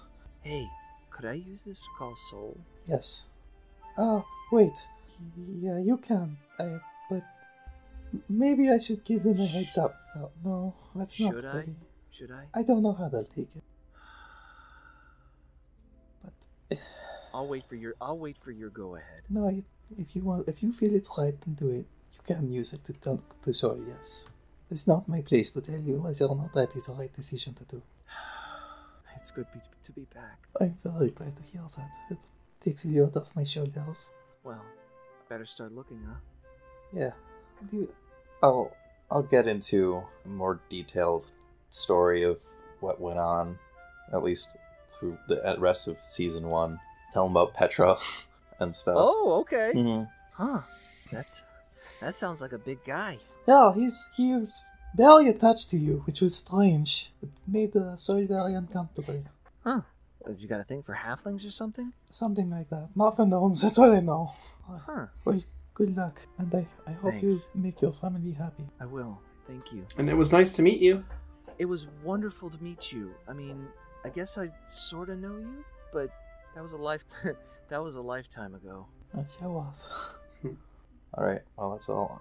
I mean, like, I figured that just go into the rest of the storytelling and then see Marcus on his way. That's all I got. Yeah. Alrighty. So Marcus will leave the cottage with the rising sun and walking down the road holding a fire opal in his hand. I told you I was gonna fucking blindside you. I warned you. Oh, that's so... Are you glad I didn't do No, this while you were in the middle of your date? You little bit. Yeah. This is why I was so insistent. I was actually prepping. I was prepping somehow. I gave Beardy a spell, Speak with Soul, and I was going to if we were going to be happening by Hildy's house, I was going to have Petra go to Marcus's gravesite and try to talk with Marcus and about the lost souls and everything. And oh boy. Are you still thinking about doing that? Yeah, well. Guess you won't do that now. Don't need to do that anymore. We can just ask him. Don't need to do that. Whew. Nice. Okay, let's go back. Yeah. Alright. Well, that was that. God. Alright. Yeah. Hey! Yeah, sorry about it took a little the longer Norris than I delay thought. That was fun. Alright. That So was anyway. expensive. Shit. Alright. So So yeah, Lovette will teleport back in the morning at some point. okay. Meanwhile, Kurla is chased into a dead-end alley. 7 town guard are chasing with bows drawn. Put the book down! You'll never take me alive, fuckers. Smoke bomb! Still there. Pulls out the knife. It's like vibrating, like. For Mellifera! No. I'll gut you! Don't fuck with me, I've got the power of Christ. An anime on my side! I have the power of Christ and anime on my side. I just take out the book and be like, the power of the way compels you to stand down. No.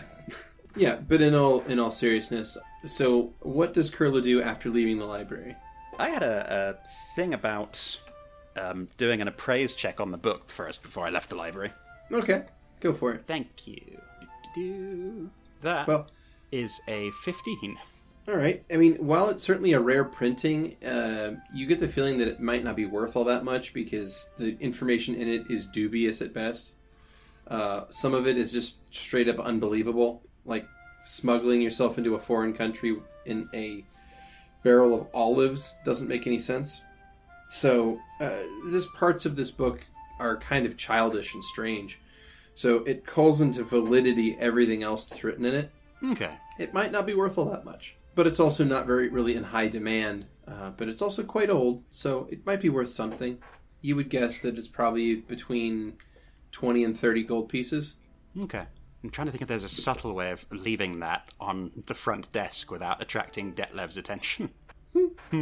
On the way out. Okay, on the way out, with this book kind of secreted on my person somewhere, do I see anyone around that would see me, like working there or other scholars in there? You look around and the library's pretty quiet right now. I mean, it's quiet all the time, but particularly now you don't see anyone around. Alright, then I'm going to leave 30 gold pieces on the front desk as I just very casually leave them on the front desk as I head out the front door. Okay, so you set the 30 gold pieces down on the counter, and as soon as you do that, you hear a voice from directly behind you. Like somehow directly with a violin hit. It's crazy. Like, there was no one behind you a second ago, and now there's suddenly a voice. Of course. Like you set down the stack of coins and you hear, "Oh, that's very generous of you." Right, yeah, well, I thought a donation to your wonderful library was in order. It's been so very helpful to me. Well, that's really great to hear. Right, good night then. Enjoy the book. He's a dragon! He has to be! Oh my god. Kurla hadn't turned around. She sort of caught in the act type thing. Mm-hmm. But now they're going to turn around and just look at the librarian with this kind of quizzical expression on their face. The librarian gives you a smile and a wink. I hope it shows you the way. I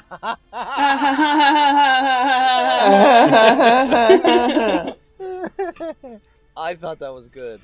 Bravo. You would. Fake laugh from Keni, real laugh from Skrewy. I thought that was great. It's perfect. I'd have it no other way. Can I do a perception check on the librarian? Yes. Just to try and get a sense of... Actually, I want to do a sense motive and a perception check, if I may, please. Yeah, because go for it. Kurla's just standing there, very much taken aback. They were trying to be quite subtle about this whole thing. Oh, and you certainly were being subtle about it. So... Like, you looked around and there was no one around. Yeah, I want to know how they did that. So there's a... Oh, that was the wrong one. I beg your pardon. I rolled a sleight of hand instead of a sense motive. You slip your hand into his pocket. Oh my! Oh my! Okay. That was a 26 on the sense motive on the proper roll. Okay, you definitely get the sense that he knows not only that you've taken a book, but which book you have taken. Somehow. Oh, okay. It makes no sense how he was been able to do this, nor where he came from. He wasn't there a second ago. Can I also do a perception check on him? Would that tell me anything about his nature? Sure. Yeah, of course. That is 22. Okay. You see a middle-aged human male with kind of scruffy-looking looks, disheveled kind of hair, and sort of a manic, like, wide-eyed smile on his face, kind of fixed there permanently. He seems very happy all the time. I think as Kurla is giving them the once-over, kind of just probing them with their eyes, their hands are going to be twiddling as subtly as they can, but they're going to cast Detect Magic. All right. Which yeah. Okay. So there's some verbal components in there as well. So you you cast Detect Magic, and he just smiles at you. He just kind of stands there and lets you scan him if you want. The cone in the first 6 seconds determines that there is the presence of magic. The second round will say probably 1, the number of different magical auras. So it's a strong illusion. That's the magic I'm getting from. Mm-hmm. Yeah, so the 1 aura and the powerful, the strength of it is strong. So you feel 1 strong magical aura. And then the third round is the type of spell school that it is, and it is illusion. So after 18 seconds, you know that there is a strong illusion spell emanating off of this guy, or rather centered on this guy. He just stands there for 18 seconds and lets you do that. He just smiles. Oh God, dispel it, see what happens. Kurla's gonna take a shot at something. Oh boy. Figuratively speaking, they're gonna ask very formally, "With whom am I speaking?" But they're gonna say it in Draconic. Oh shit. Well, the name's Detlo. Oh shit. I learned a bit of Draconic some time ago. It's a nice language, right? Pretty neat, huh? Lots of consonants in there. Aye, very much so. There's more to you than meets the eye, isn't there? Well, if you say so. I do, but since you're respecting me keeping my secret here, for the most part, you can keep yours, I would think. If you say so. You're very strange, whatever you are. Well, thanks. I do my best. Sure do. They're gonna switch back into Villish. And they were speaking Village back the whole time, by the way. They weren't speaking They weren't Draconic. speaking Draconic. No. Well, you, good luck if you're heading east. It's, a different place. Have you been there, then? I've read about it, but it's, well, the folks there they're not as friendly as the people in Ville. So, good luck. Is there anything else you can tell me about it? The food's kinda weird. Kinda weird like it'll upset me tummy, or kinda weird like it'll knock us all dead? Probably closer to the upset tummy. Alright, I can live with that. Yeah, you seem to have a strong stomach, huh? That's one way of putting it, yeah. How is it that you know about that? Well, I can smell, some of your food on you, I think. At least I hope that's your food, not you. So you've got rather a strong sense of smell, then, have you? Well, I suppose it's a curiosity from my birth, huh? Just, yeah, something I've always had. I feel like at some point, when things have quieted down a bit, you and I need to sit down and have a real conversation. Well, what's this? Aren't we talking now? I feel like we're talking round each other and not quite to each other. Well, sometimes the dance is the funnest part. Kurla's going to have an amused grin on their face. Well, no. Kurla's going to have a grin on their face that's equal parts bemused and genuinely amused by this interaction. And they're going to give Detlev just the smallest of nods and turn and depart the library, I think. Oh, one last thing. You can keep your money. No, I'd say you've earned it. Put it towards something useful. All right. Well, if you say so. Have a good evening. Fucking Detlev. I'm fucking Detlev, this fucking guy. Oh my. What is it with Detlev? He fucking called you out. Oh God. I really had my... Well, Kurla really had their money on Dragon, so... What, it's still on the table. I know, but dispelling magic, that seems a little bit... Rude. Rude and invasive. I mean, they're not prying into Kurla's business, and that feels like Kurla would be prying into their business if they went full-on dispel magic. Yeah, I see that. That'd take you straight to the mouth area where it just Yeah. Nom nom nom. no longer existing. Oh. No. I hope this shtick goes for the next like 3 or 4 more seasons. Plus, yeah, I don't want to know what's up with Detlev. I mean, I do, but at the same time, it's more interesting having them be so enigmatic. Yeah. Anyway, sure like Kurla's gonna head out from the library, obviously, and make their way slowly back to where the Varda is. All right. You make it back to the Vardo, and as you arrive there, this would put you there, early evening? Yeah, I'd say so. Okay. So you probably get there, and you hear laughter and conversation inside. Yeah, the kind of grin on... Okay, not grin.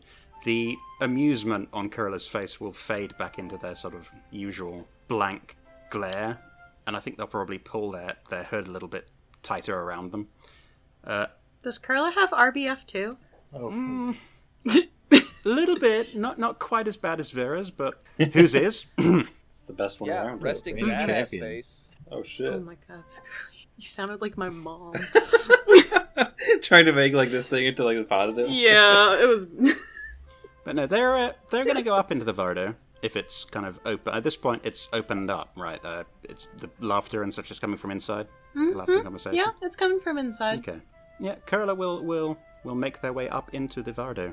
When the door opens, whatever Riz was saying immediately stops, and they just turn to look at you.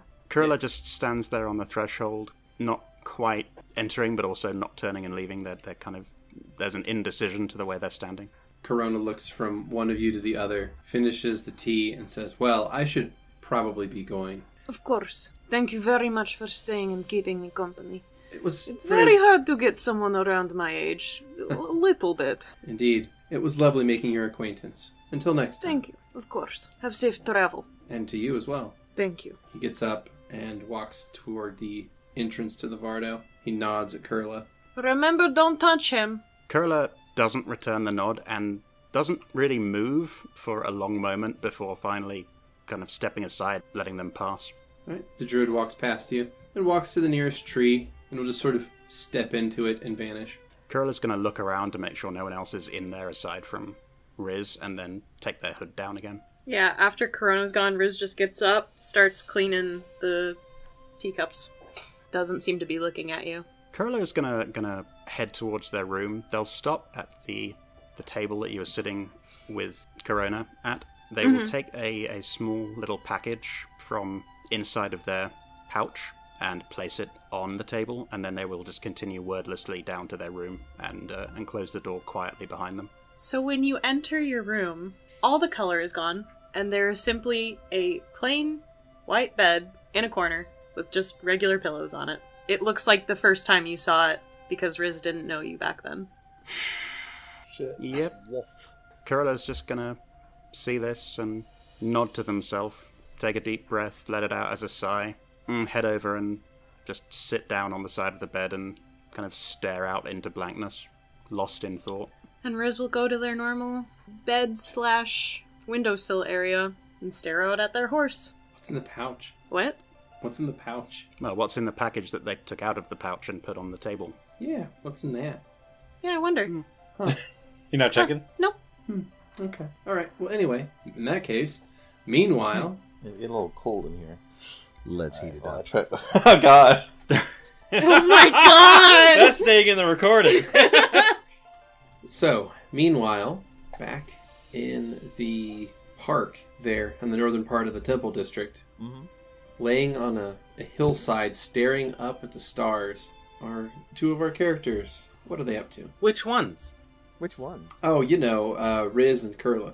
Oh, that's Ooh. nice. I'm glad they finally made up. I know, right? Yeah. No. We have two of our people there staring into each other's eyes, enjoying the night together. How am I feeling alcohol-wise, by the way? Pretty good, I think. Like, I don't know how much more you drank during the concert, but I based on I think we just What? had the drugs. just the drugs. So in that case, you're probably reasonably tipsy, and that's about it. Okay. You're not, like, destroyed or anything. I think once we get up, that we'll stop by a bar and just get a quick, like, drink Nightcap. Yep. to cap off Okay. have a safe end of night drink. We're like not shotting it. Are you looking for, like, a fancy bar or, like, a dive? Oh, should we go to one more deity theme bar? What do you think? Yeah, I think that sounds good. So, Petra, remembering back to earlier in the night, saw that you'd put on a dragon mask. And he says, I remember you put on one of those dragon masks. Maybe there's a Gigarian bar around here. Raise an eyebrow. You like dragons? I mean, they're really cool. Yeah, I can't finish the joke, actually. I can't bring myself to do it. Oh, come on, do it. No, I refuse. It'll ruin the moment. But I would love to go there. One last drink? For now. Well, I'm just talking about for the night. Well, I can drink you up all night. Aw, that's horrible. I'm sorry! You're going to use that line for the third time? Yeah. He did. Third time he's used Wait, that. did he? Yes! Oh shit! Yeah. I gagged the line. second time, That's and the I... Telly Talbot line. Uh-huh. Yeah. Oh, okay. Uh-huh. Damn. It's awful. It was bad every time. Wait, has Petravian That's done it? worse every time. I think No, he used it Petravian's earlier never this used date. it. Oh, okay. Screwy. No. Okay, I was Those- gonna say. those- Yeah. We're not yelling at Petravian, we're yelling at Skrewy. You're charming, you know that? I'll give you that. Oh, shucks. Come on. And I follow. All right, give me a knowledge local. Alrighty. To bring up everything. Sorry about that. There you go. Alright. Hey, nice. It's going to be a 24. Alrighty. Yeah, there's a place called the Eyrie on the east side of town. Right. Well, I know the way. Let's go. And we'll head over there, like arm in arm, I assume. Petra, being as excited as he is, tries to skip. Oh, then Hummel does it too. Okay. You make your way across town there to the east of the Temple District, and you find a very simple kind of black stone building. It's got some torches burning on the outside. It looks almost like it's themed like a dungeon or something. And you go inside and you see that there are these really well-polished armor stands in there with like ceremonial armor propped up in different places. There's Gigarian's crest all over the place inside, and there is like the smell of smoked meat. It appears that this place also doubles as a barbecue joint, but currently most of that stuff is done since it's pretty late at night at this point, and most of the meal services are wrapping up now, and currently people are just kind of nursing various drinks. There is a large and well-stocked bar in the corner. Well, I could get used to this more. Would you mind getting us some drinks, Petrie? Petra's looking around, marveling at anything to look at, and he snaps back, "Oh, yeah. Would you like me to go get them? Or do you want to come with?" No, could you go get them? Of course. I'll get a place. And Hummel will just sit down. Petra gives a little jog up to the bar. Well, hello there! Detlef! Oh my god. Wait. Is it Detlef? Hold on. Is it Detlef? Sorry, I can't. Sorry. Wait, didn't I see you at the library? Oh, yeah, that's my other job. I work here as a bartender in the evenings. Oh, that's just simply delightful. Tell me, what is your tastiest nightcap drink? Well, that depends on how much spice you like, but I can make you something called a scorcher. Ooh, that sounds fun. Sure, let me get 2 of those. All right, so the bartender turns around, starts mixing up a drink, and you notice that one of the steps in making this drink is to take a strange-looking red plant and squeezing it, crushing it between two flat rocks, and squeezing its extract into this drink, and swirling it around and setting it in front of you. It has like little seeds from that plant floating around in it. Well, this looks lovely. Thank you so much. Enjoy! And picks it up, brings him on over to find Hummel, and looks around. There you are. And heads over to find Hummel. Ooh. Well, Called the Scorcher. sounds promising. I smell it. It smells spicy. Ending the evening with something hot, I see.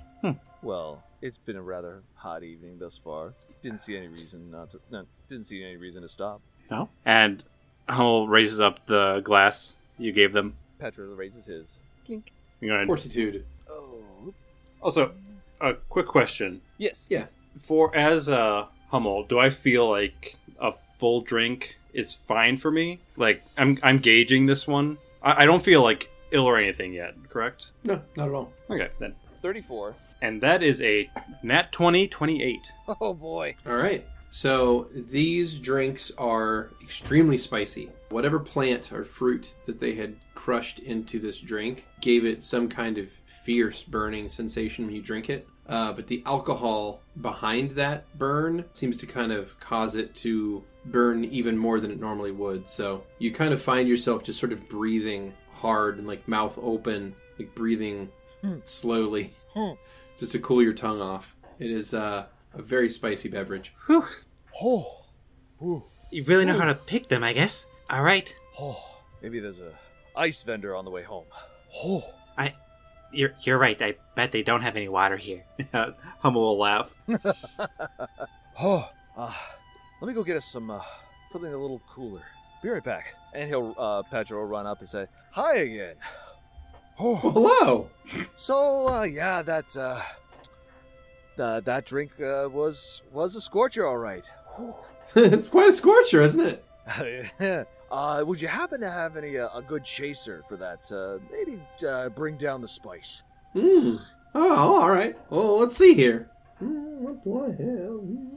Oh, I have something right here. Hold on. So he opens up an ice box, pulls out some chunks of ice, messes around some other ingredients, grates some things together, stirs them, and then slides you 2 now quite cold glasses with a brown, thick liquid in both of them. Ooh, these look delicious. Thank you so much. Mm-hmm. And Petra will pick them up and run right back over to Hummel.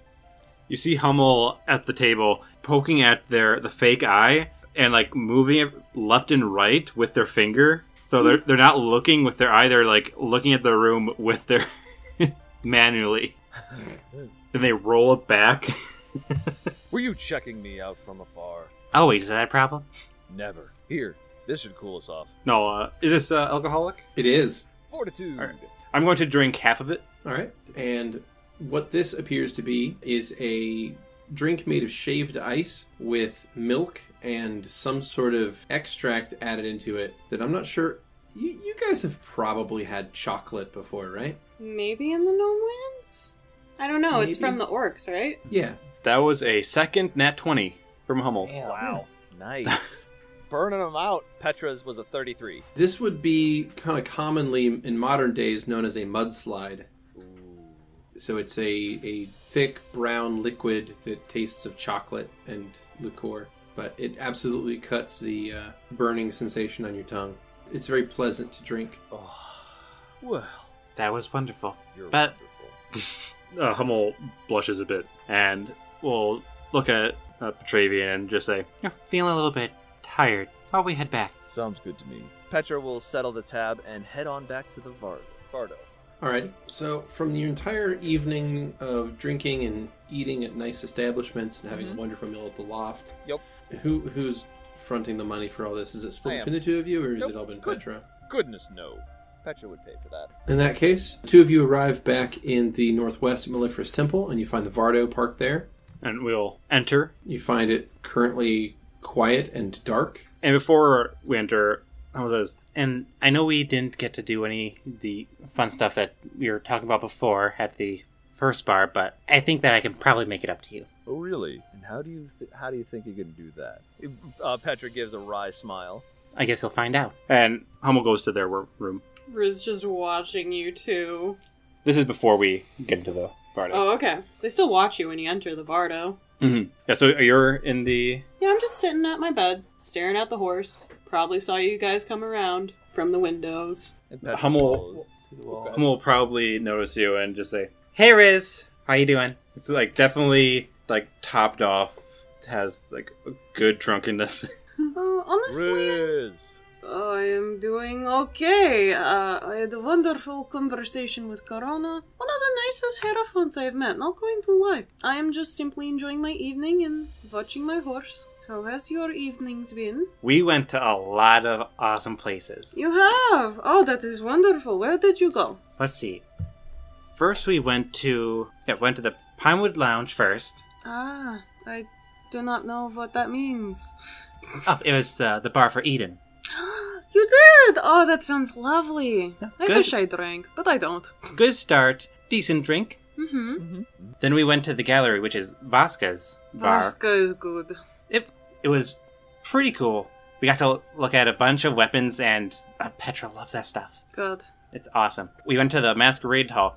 That was really good. Masquerade is cloak or... No, the Mirian. Ah, thank you. Yeah, they have this like fun little trick where you have to ask for the opposite of what you want. That sounds about right. Very, two-faced, you might say. Yes. Yeah. Okay. I get it. Maybe I am too old to be making jokes. Then we went to the loft. That was Prinius.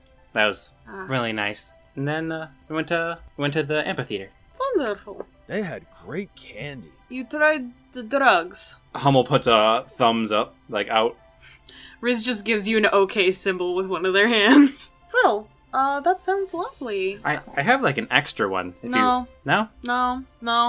No, Maybe absolutely. I'll just put it on the count. No, counter put here. it back in yours. Oh, okay. Yep, no, keep it. Anyways, this is a lovely night, but we're gonna head to bed. Does Malifera have bar here? Oh no, I mean they did have regular drinks that they would typically give just to people. Anyone living at the temple? I just, I didn't know if that was in the cards for the future. Not yet. Maybe. I don't see why not. Once the funds are enough. Okay. But definitely not the top priority, I think, for the whole thing.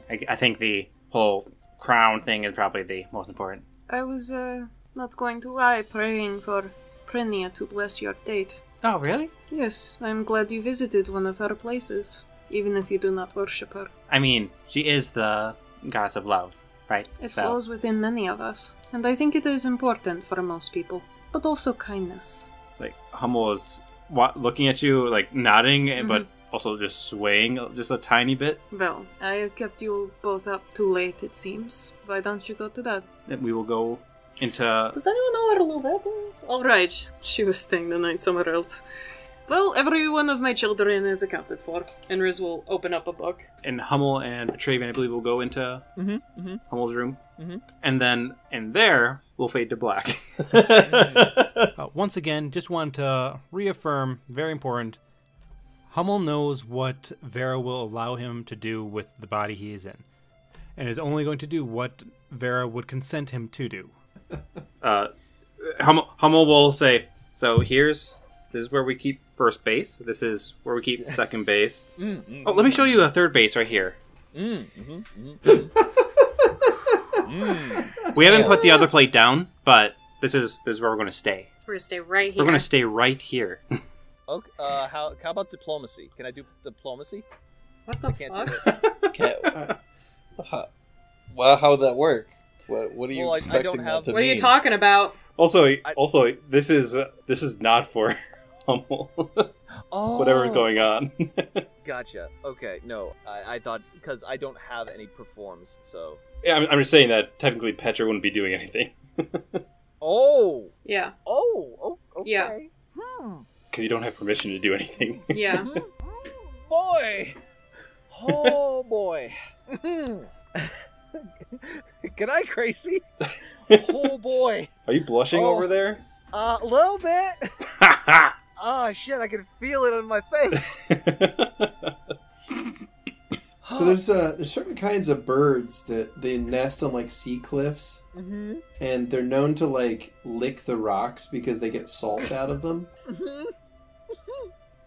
Deer do that on the roads too with the paint. That sounds a little more dangerous and accurate to the situation. Yeah, that is more accurate. What's that very nice busk that's coming? What's that Vera-shaped bus coming at me? Oh, so tomorrow, the next day. Wheeze. Alright, so the next morning swings by. So it is now the 3rd of May. There we go. 7 a.m. Sun comes up. Who wants to take initiative? Riz has already made everyone breakfast. Lovette will be teleporting back early in the morning. Alright. Make a D100 check, please. Ooh. Ooh, that was a 50. Excellent. No, yeah. Alright. That was good. You return to the Mellifera Temple there in the Holy City with no incident. Yeah, I'll head it to the Vardo. Or I'll knock, actually. Riz will cast open close, and it'll just open from where you're at.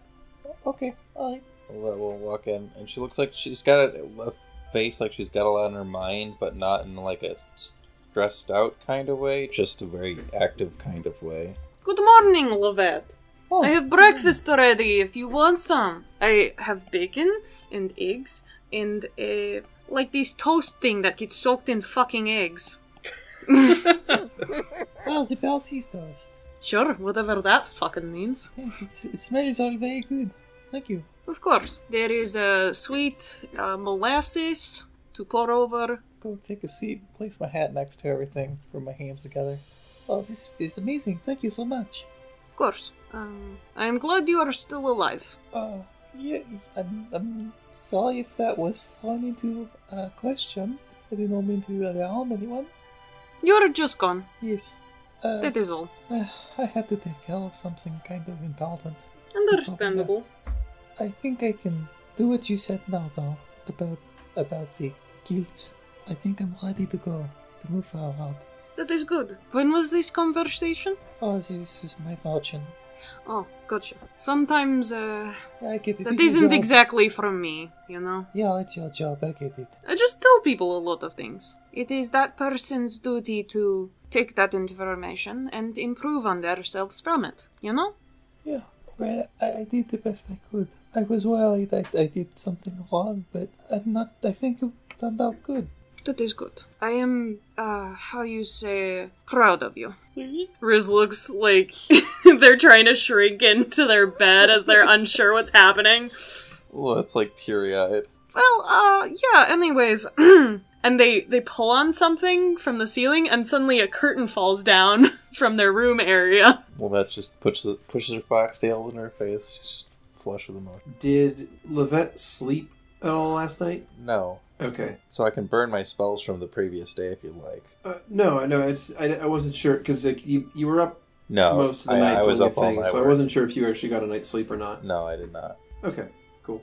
Although she does still somehow look more rested than most nights. Yeah, that's fair. Other than the fucking shadows under her eyes. Whew, gotta get some eye cream under there, darling. It appears that Riz became uncomfortable with emotion and closed themselves off. Well, just enjoy your breakfast until everyone else wakes up. Yeah, so in Hummel's room, Hummel's probably just like asleep, maybe like partially just like arm around Petravian. And Petravian wakes up, as he usually wakes up relatively early each morning. And as he wakes up, he realizes last night, and he looks to Hummel and smiles, and then his eyes go wide and says, "Oh God, Vera's gonna kill me." So Petra slides out and goes and grabs breakfast out to the main area to grab breakfast and bring it back on in. Good morning, Petravian. Oh, Riz literally poked their head out as if they knew that you left your room. Weird. Hi. Does he come out of his room or Vera's room? I forgot. Or Hummel's room? Hummel's room. Mm-hmm. We only have that. Hi. Hello. Riz's head pokes out from the curtains. Good morning, everyone. Good morning. Petravian, I have a question. Do you remember the conversation I had where I said I'm fully aware of everything that happens in Vardo? It's a question. When Vera gets back, there is nothing I can do to protect you. I hope you understand this. Where is Vera? Well, Hummel locked them in the room inside the temple. They did fucking what? Hummel locked them in the room in the temple. Wow, that's surprising. I would think you'd go, oh, I don't think this will actually end well for me. Common sense, you know? As you are technically associated since you knew that Hummel was doing that. You are there, yes? Yes, there I'm not going to absolve try to even Okay, give well, an I'm just going excuse. to ask the question again. Yeah. Do you recall that I said I am aware of everything that happens in Vardo? Well, that just begs the question, are you the voyeur? The what? Oh my god. That just begs the question, why are you watching? And he's just like this mock, like, why are you watching then? You see the curtains just fling up from Riz's side. They've shoved their cloak on them, which to you is just their more colorful clothing, and they stomp right up to you. Excuse me? Are you really using that tone with me, mister? No, ma'am. Excuse me? Noise is like Lovette scoots back in to keep eating.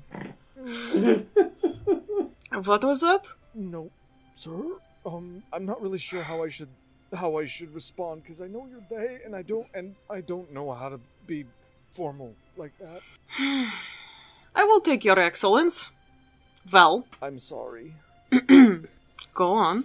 I'm sorry that I disrespected your Vardo. I give you a word, and you just avoid it. Okay, listen. You're excellent.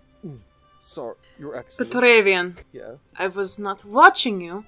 I simply said I am always aware of something happening at all times in Vardo. Oh. I am aware. I know what is happening. I cannot control this. This is magic of my own fibers. Oh. I will let Vera deal with this, because that is what you deserve. Do you understand? It's the first thing it's the second thing I realized this morning. So, take your breakfast. It's the first thing I realized is I'm... Riz just holds up their hand and is like, I don't want to know. Child, you are yet young to the world. Hummel is older than you, obviously. But that is still complicated nonetheless. I don't know the ins and outs of that religion. I do appreciate it and appreciate gifts, and I'm curious because if become full god, probably will worship. I like all gods that are good and won't, go around killing people. Is that a distinction for you? They wink. Sorry, I couldn't do that. Like, I physically did it and was like, oh, they wink. Elder beings are a bit different, but if in actual pantheon, whatever. But again, this is Vera in your conversation in the future.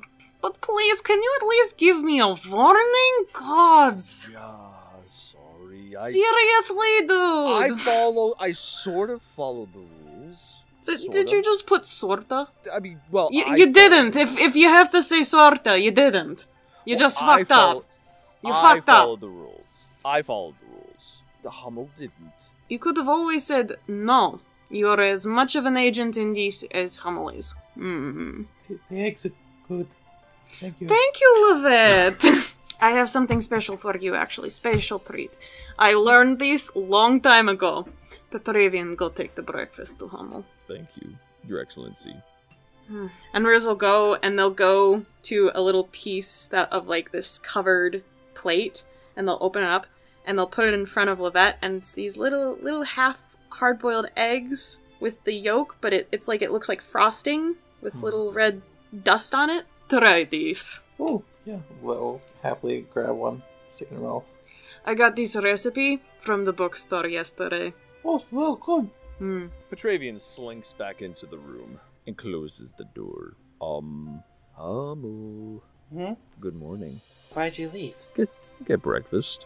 And to take the first wave of the inevitable that will come later. What? Well, Riz sort of knows everything that goes on in the Vardo. All right.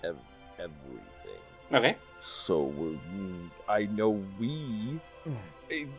did promise them that I would treat Vera's body with respect, and I hope that I did. You didn't do anything wrong. I didn't. Good, because I know that wasn't candy last night, was it? Of course not. I really gotta remember that. Well, like I said, then we agreed on that. Keys from the landlord. Mm-hmm. I got your keys. You didn't get Vera's. Gotcha. You think I have that little respect for my sister? No. Listen. I know I'm going to get a good tongue lashing later, though. Vera views this more as a vessel.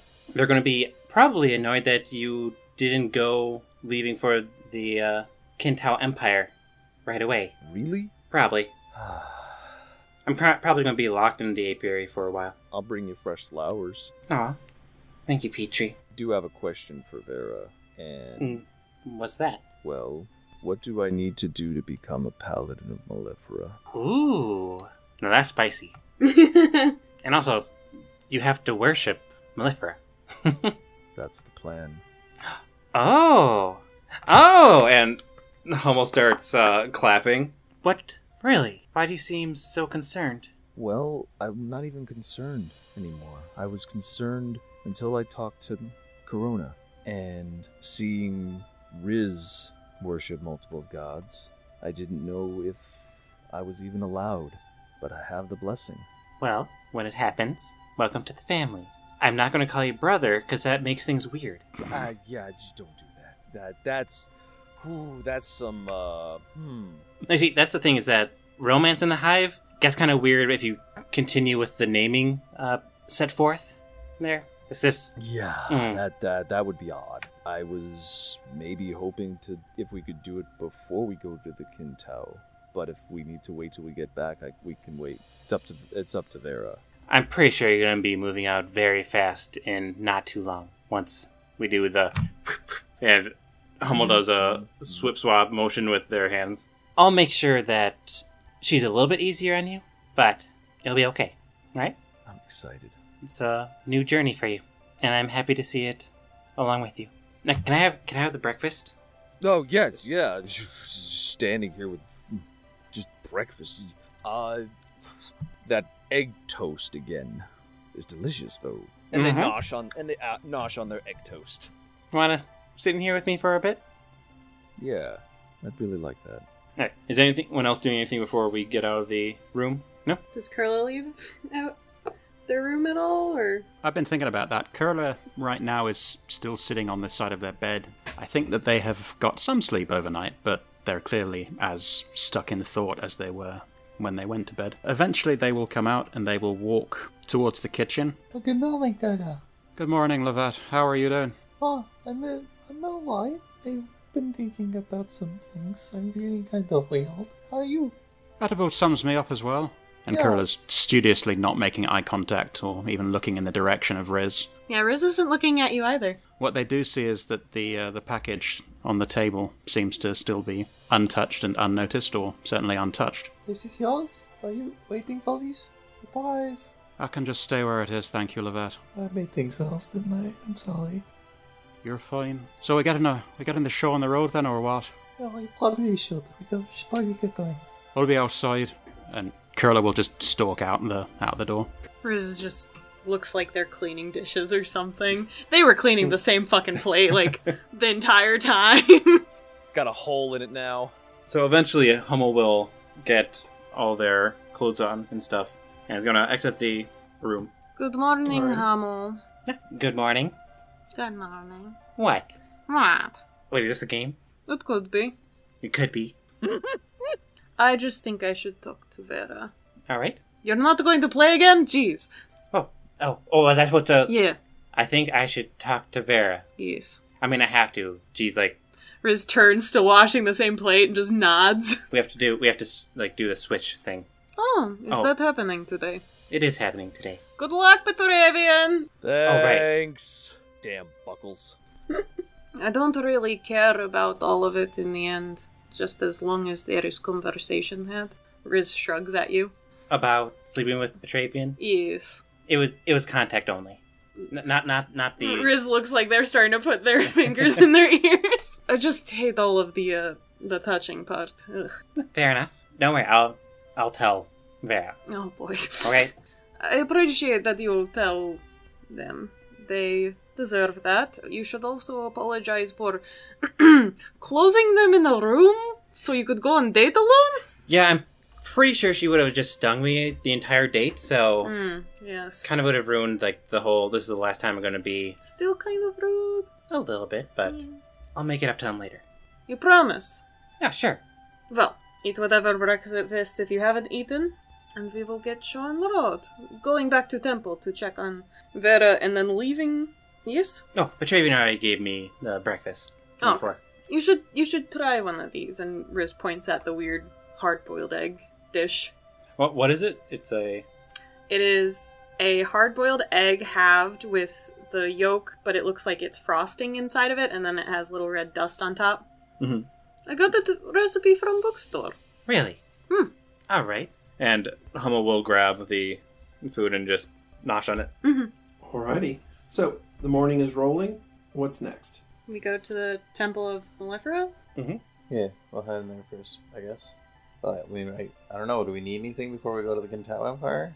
Well, Petra was going to talk to Vera about becoming a paladin if there was a rite, ritual, or whatnot that they need to do beforehand. But we know we're just going to be heading towards the Kintao Empire. So if we were passing by the Hive, if we needed to go there to do it, we could do that. But if not, we can head off to the Kintao. Well, whatever's fine with me. I guess, yeah, Vera probably wants to do their swap, too. Mm-hmm. So, I guess we go to the temple then? So Yep. we're doing that. Yep. Which we're already at. Yeah. So you guys are at the Temple of Mellifera. It's still relatively early in the morning. What y'all wanting to do? Alright, so Hummel is going to go to the door and it's like puts their hand on the knob. And it's like, this is gonna just freaking suck. and opens up the door. And actually, what time in the morning is it? Is it? It'd be after 7, so it depends on how much time you guys spent that morning. So I started the action this morning at 7 a.m., so it might be closer to 8 now. If you guys spend a lot of time in the Vardo, it might be 9. I mean, it depends on how much you guys drug your feet this morning, I guess. Mm-hmm. Is it warm? Yes. Okay. Yeah, so Vera's probably on top of the armor or Milford's sting and just notices Hummel opening up the door and just swoops in and just starts stinging. Stop! Ah! And I'm just trying to catch this bee that has now turned into a wasp. Just, come on, just stop. I can turn this back. And it stops stinging for a second. It stings 3 more times. Stop! Alright, I catch Vera. Okay, I got a mushroom from Corona that will be able to transfer the souls back, okay? Alright? Also, alright, not gonna like it as much, but I slept with Petra. Oh, jeez. Just so you know, Riz wanted me to tell you.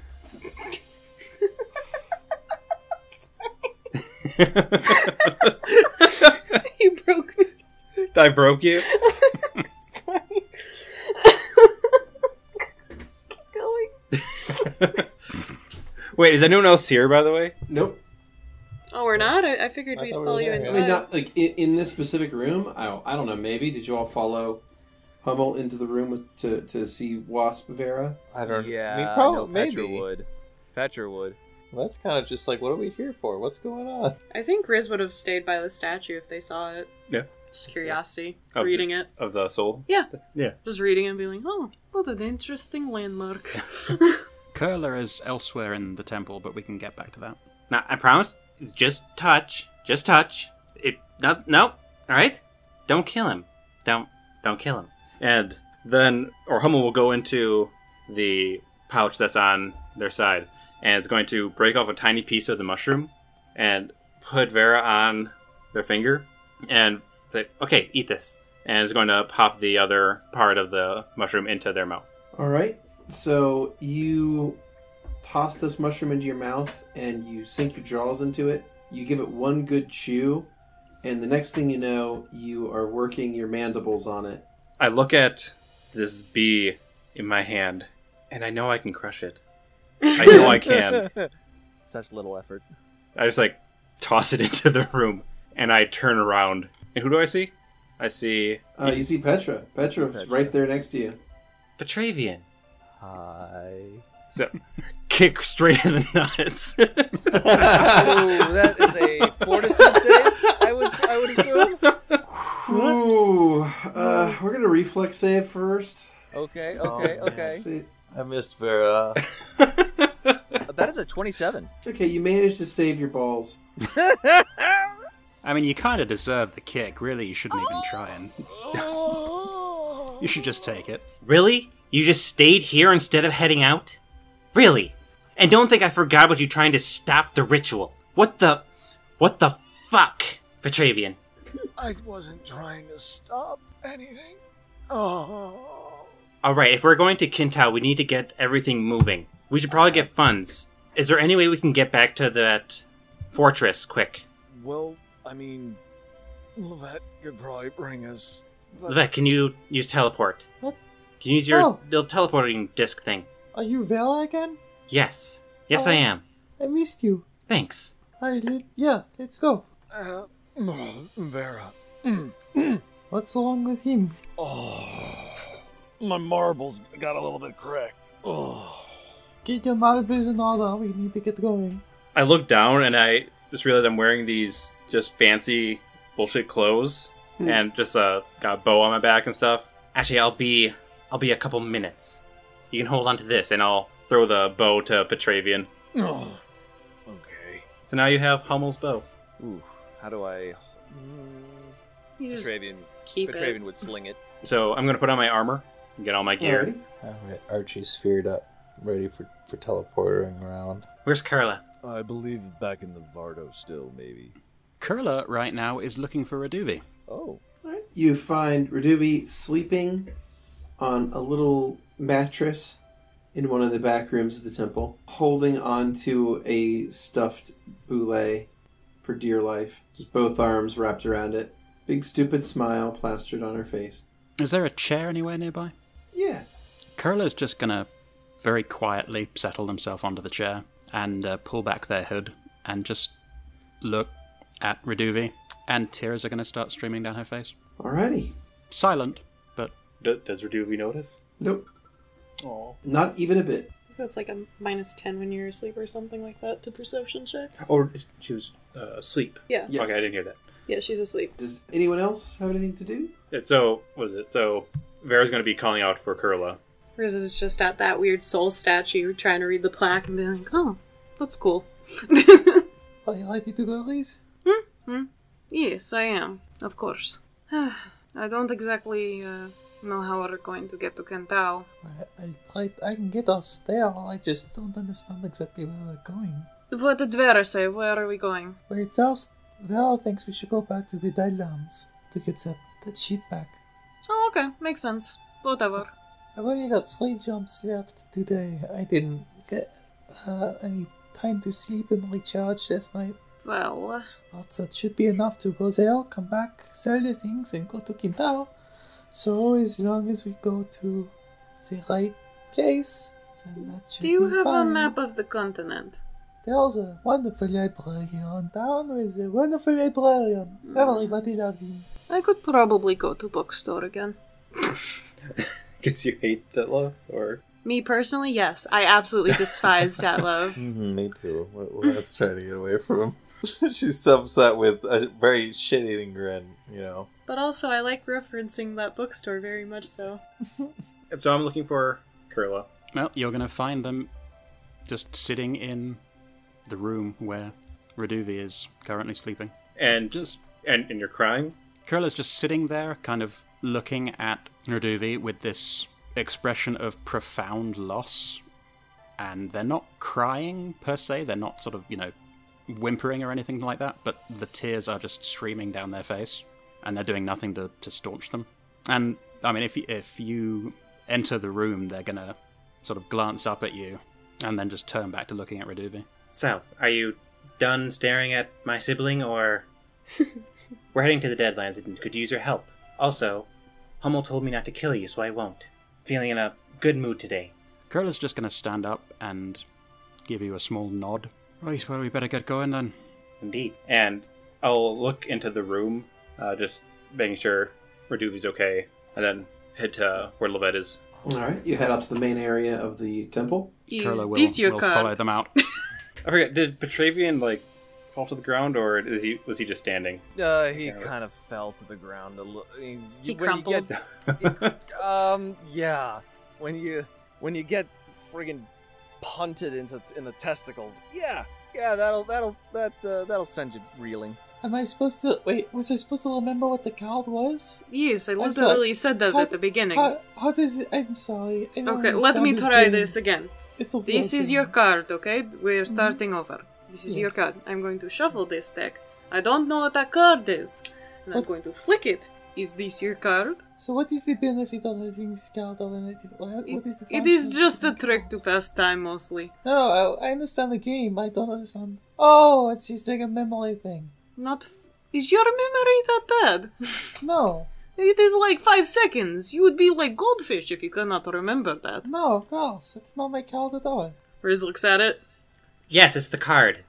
Can we get going? Wait, Of what? course. Riz looks a little... Are you done resting, Petravian? Good to see you, boss. Just contemplating decisions. That's all. Speaking of decisions, I have to talk to you. Well, you can do it in the Deadlands. We're going. Step on a Yeah. disc. Okay. Right, cut it up. Okay. I guess we'll get Chisel when we get there. No, we won't, will we? We'll get them when we come back. We're coming back. We'll get him when we come back. Let's go. Good to have you back, Alright. Vera. Mm-hmm. Riz looks a little happy. Just a little bit. A little smirk. Ooh, wonderful. Oh wow. So Precision. pulling us back into the fort. That's what I was aiming for. Where in the fort? Right in the courtyard. Not where we picked up Reduvi, so we can avoid the gas chamber. And the fireballs. Right, the In the courtyard. Yeah, because most of the loot was outside. Yep. In fact, all the loot is outside. Yeah. Except, all like, outside. one room that we did. Yeah, but Mm-hmm. Fuck it, I don't want to go through those flame shit But again. that was just like bone golem construct thing or something. Is Archie with us, or was he balled up? He balled up, and then I Oh, took okay. him with us. Yeah. I didn't know if he was just bounding around or not. All right, so the group gets on the teleport pads and are whisked away to the Deadlands. And meanwhile, somewhere else, we zoom to a different scene. Skrewy, would you please read the sending message you had? You got it. Hey, Soul. Bet you thought you'd never hear from me again. Lovette brought me back. Guess what? I have a son. Call me soon. Soul would like to use their strings to connect mentally with Marcus, please. Doesn't work. It doesn't work? Okay. Yeah. They'll try to send back then with what they can. Yep, 25 words or less. Hey, miss you. That's weird. What do you mean back? I need more explanation. I'm sorry I failed you. That's it. 25. All right. And that is where we'll probably call it a session. Okay, Alright. cool. Huzzah! I fucking knew it. I wanted. I'm sad I missed your reaction, but at least I was right. That was good. Doing all right over here? Mm-mm. No. Mm-mm. I'm sorry. This is all my fault.